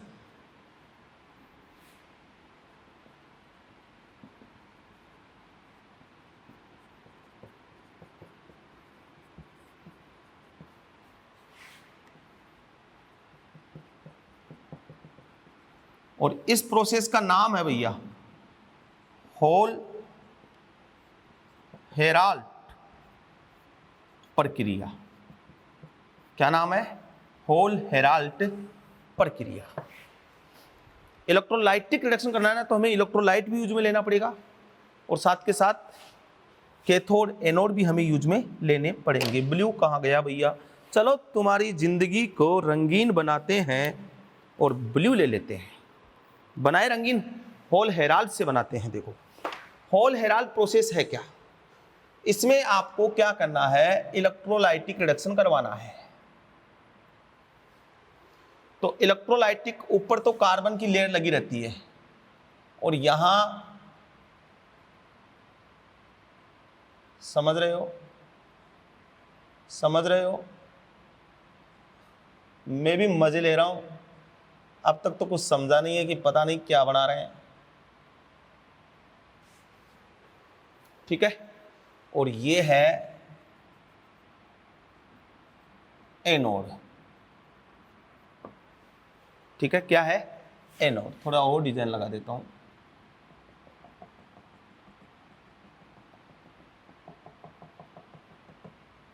एनोड। और एनोड भी क्या है, ये ग्रेफाइट छड़। किसका एनोड बनाया मैंने, एनोड,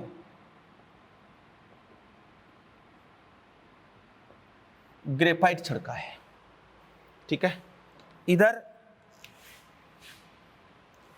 एनोड बनाया, इसके अलावा ये रेखीय कार्बन, ये हो गया इसका कैथोड। अब इसमें भरे, देखो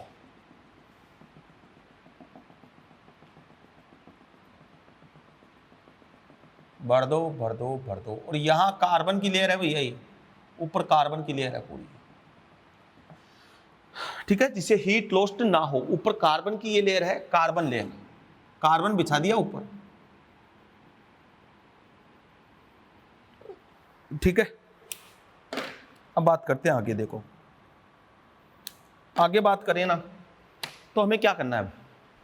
सबसे पहले हमें विद्युत अपघट्य बात करना है। इलेक्ट्रोलाइट क्या यूज होता है, इसमें भरा हुआ है, इसमें क्या भरा हुआ है, Al2O3 plus Na3AlF6 plus CaF2, ये भरा हुआ है इसमें। इसका तो रिडक्शन करवाना ही है, तो इसको तो बोलते हैं क्रायोलाइट। ये कॉम्प्लेक्स होता है भैया, Na3AlF6, कोऑर्डिनेशन नंबर 6 होता है इसमें। और इसको फ्लोरोस्पार बोलते हैं क्या, फ्लोरो स्पार। ये क्यों मिलाते हैं, इसकी बात भी हम करेंगे, यहां तक क्लियर। अब विद्युत अपघट्य क्या है, विद्युत अपघट्य इलेक्ट्रोलाइट या फिर विद्युत अपघट्य है। विद्युत अपघट्य है Al2O3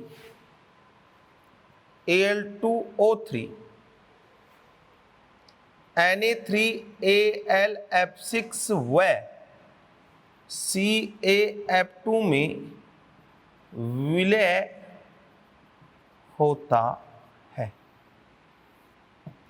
विद्युत, ये पूछा हुआ है क्वेश्चन, जेईई मेन ने पूछा है, ट्रिपल ई ने पूछा है, एडवांस ने पूछा है कि विद्युत अपघट्य क्या है। तो विद्युत अपघट्य तो Al2O3 है। किसका इलेक्ट्रोलाइट लिया हमने, विद्युत अपघट्य भरा किसका है, Al2O3 का हमने विद्युत अपघट्य भरा है। और किसमें विलय किया है इसको, Na3 क्रायोलाइट और फ्लोरोस्पार में हमने इसको क्या किया है, विलय किया है। तो देखो क्या होगा, देखो क्या होगा, 8 Al2O3 है, टूटेगा किसमें, 2Al+3 में और 3O-2 में। 8 कैथोड और 8 एनोड। रिएक्शन कैथोड पे होगी और एनोड पे होगी। अब कैथोड पे कौन कौन है, कैथोड पे कौन कौन है, एनोड पे कौन है, कैथोड पे कौन है, Al+3 है कैथोड पे। इसके अलावा और कैथोड पे कौन है, Na+ भी कैथोड पे है, Na+ भी कैथोड पे है, और Ca+2 कैथोड पर है, और एनोड पे है O-2 एंड F-, ये कहां है, एनोड पर है। कैथोड भाई इतने आए ना इसमें, Na+ भी है, Al+ भी है, A+3 भी है, Ca+2 भी है, तो पॉजिटिव वाले तो कहां जाएंगे, कैथोड पे, क्योंकि कैथोड कौन सा चार्ज है, नेगेटिव चार्ज, तो पॉजिटिव वाले तो यहां चले गए। और एनोड पे कौन है, O-2 और F-, ये एनोड पे चले गए। तो अब ये बताओ कैथोड पे होता क्या है, रिडक्शन। कैथोड पे क्या होता है, रिडक्शन होता है। अब रिडक्शन किसका होगा, एल्यूमिनियम का होगा, Na+ का होगा, Ca+2 का होगा। लेके बारात का ना मांगे, मन करे का ना मांगे अलविदा, मन करे जहां फेंक दो निगाहें सुंदरी प्यार भरी। तो सोडियम और calcium, these are more electropositive, इनकी इलेक्ट्रॉन देने की टेंडेंसी ज्यादा है, तो इलेक्ट्रॉन लेने की टेंडेंसी कम हो गई ना। तो यहां पे मैं एक लाइन लिख रहा हूं, सोडियम Na+ व Ca+2 दोनों ही Al+3 की तुलना में अधिक वैद्युत धनात्मक है।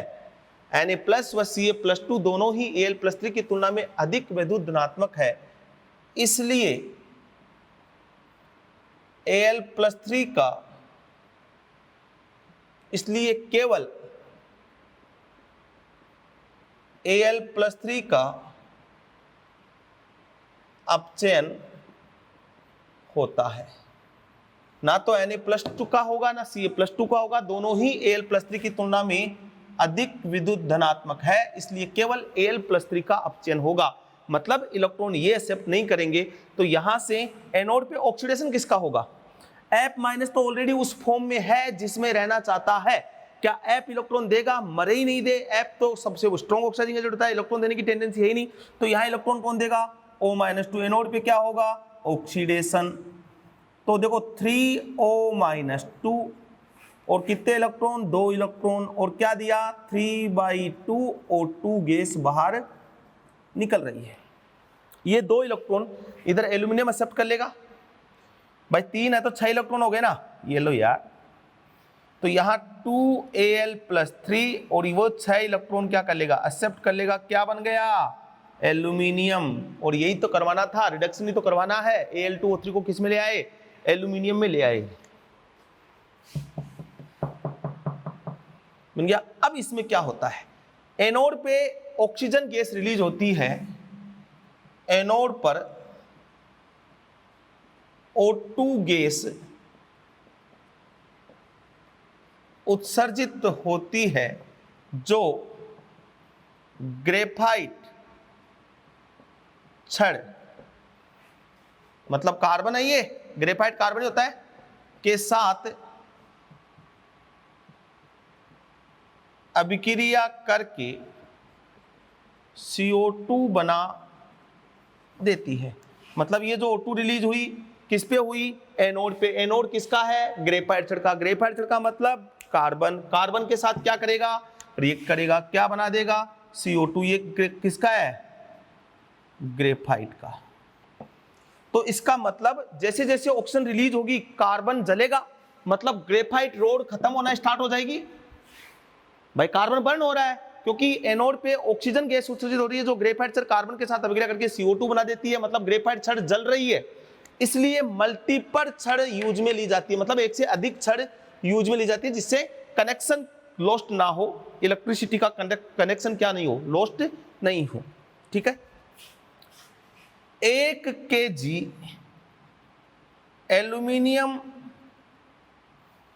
के उत्पादन के दौरान 0.5 kg ग्रेफाइट कार्बन जल जाता है। अब समझ में आ गया ये मल्टीपल छड़ के यूज में ली मैंने। तो एनोड पे CO2 O2 रिलीज होती है, जो इस कार्बन के साथ रिएक्ट करके CO2 बना देती है। तो ग्रेफाइट खत्म हो रहा है, इसलिए ग्रेफाइट की मल्टीपल छड़ यूज में ली है, एक से अधिक छड़ मैंने यूज में ली है, और रेखीय कार्बन ये वाला हो गया। अब बात आती है कि इसमें इनका क्या यूज है, ये क्यों मिलाया है, ये काय के लिए मिलाया, फिर क्रायोलाइट और CF2 क्यों मिलाया है, उसका रीजन देखना।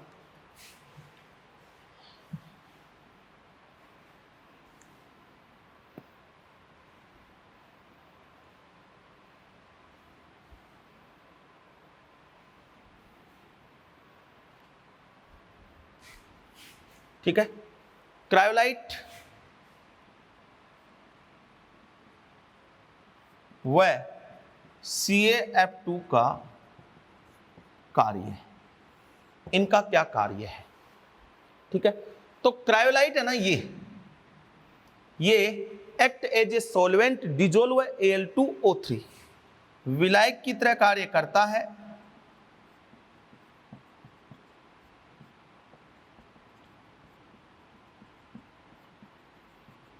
तथा Al2O3 को डिजोल्व करता है, मतलब घोलता है। क्रायोलाइट का तो ये फंक्शन है। इसके अलावा ये क्या करता है, और ये दोनों मिलके, दोनों का क्या कार्य है, दोनों मिलकर Al2O3 के मेल्टिंग पॉइंट को घटाते हैं। ये दोनों मिलकर Al2O3 के मेल्टिंग पॉइंट को घटाते हैं। मतलब Al2O3 का मेल्टिंग पॉइंट कितना होता है, ये होता है 2050 डिग्री सेल्सियस से घटाकर 900 डिग्री सेल्सियस कर देते हैं। तो एक काम ये भी है, दोनों मिलकर Al2O3 के मेल्टिंग पॉइंट को घटाते हैं। CaF2 का क्या कार्य है अकेले का, ये चालकता को इंक्रीज करता है। ये चालकता को क्या करता है, इंक्रीज करता है, कंडक्टिविटी को इंक्रीज करता है। ये फंक्शन हो गए क्रायोलाइट और फ्लोरोस्फोर के। तो यहां से हमें एल्यूमिनियम मिल गया। कहानी समझ में आ गई, स्क्रीनशॉट ले लें। अब इसका हम क्या करवाएंगे, इसका हम कराएंगे रिफाइनिंग। ठीक है, एल्यूमिनियम का परिशोधन।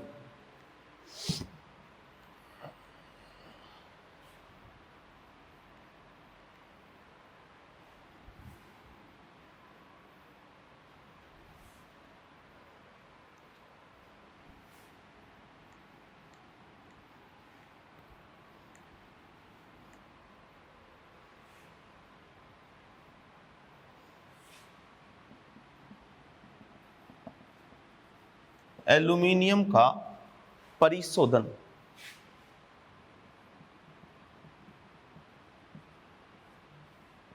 या फिर मैं बोल दूं विद्युत अपघटनी परिशोधन। एल्यूमिनियम का परिशोधन या विद्युत अपघटनी परिशोधन, इसका नाम है हूप्स प्रोसेस। विद्युत अपघटनी परिशोधन करना है, हूप्स प्रोसेस। तो देखो इसमें हम क्या करते हैं, इलेक्ट्रोलाइट, सबसे पहले हम बात करें कैथोड और एनोड। कैथोड किसका लेंगे यूज में, एनोड किसका लेंगे। कैथोड लेंगे गलित शुद्ध एल्यूमिनियम, एनोड लेंगे गलित अशुद्ध एल्यूमिनियम। मतलब एल्यूमिनियम के हूप्स प्रोसेस में हम इलेक्ट्रोड यूज में नहीं ले रहे, गलित अवस्था में ले रहे हैं। मतलब हूप प्रक्रम में इलेक्ट्रोड काम में नहीं लिया जाता है। हूप प्रक्रम में इलेक्ट्रोड काम में नहीं लिया जाता है, गलित अवस्था में एल्यूमिनियम लिया जाता है।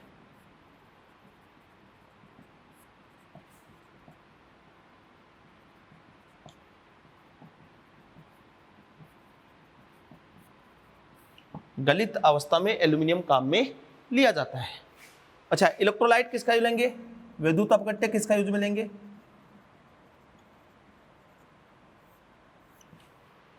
BaF, गलित, सब कुछ गलित है, गलित BaF2 प्लस Na3Al F6। ये इलेक्ट्रोलाइट विद्युत अपघट्य यूज में लिया जाता है। सिंपल सा प्रोसेस है, कुछ भी नहीं है।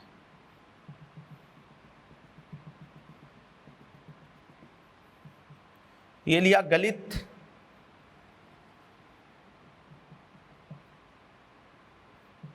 अशुद्ध एल्यूमिनियम। ठीक है, गलित अशुद्ध एल्यूमिनियम किसका लिया, एनोड का। ठीक है, और इधर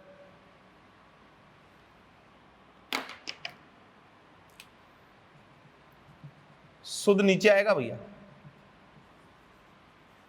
ये शुद्ध गलित शुद्ध एल्यूमिनियम, ये क्या हो गया, कैथोड। इलेक्ट्रोलाइट किसका भर दिया, BaF2 प्लस Na3Al F6। ठीक है, तो ये ओके यहाँ पे इकट्ठा होना स्टार्ट हो जाएगा, इसको अलग कर देंगे, शुद्ध एल्यूमिनियम प्राप्त हो जाएगा।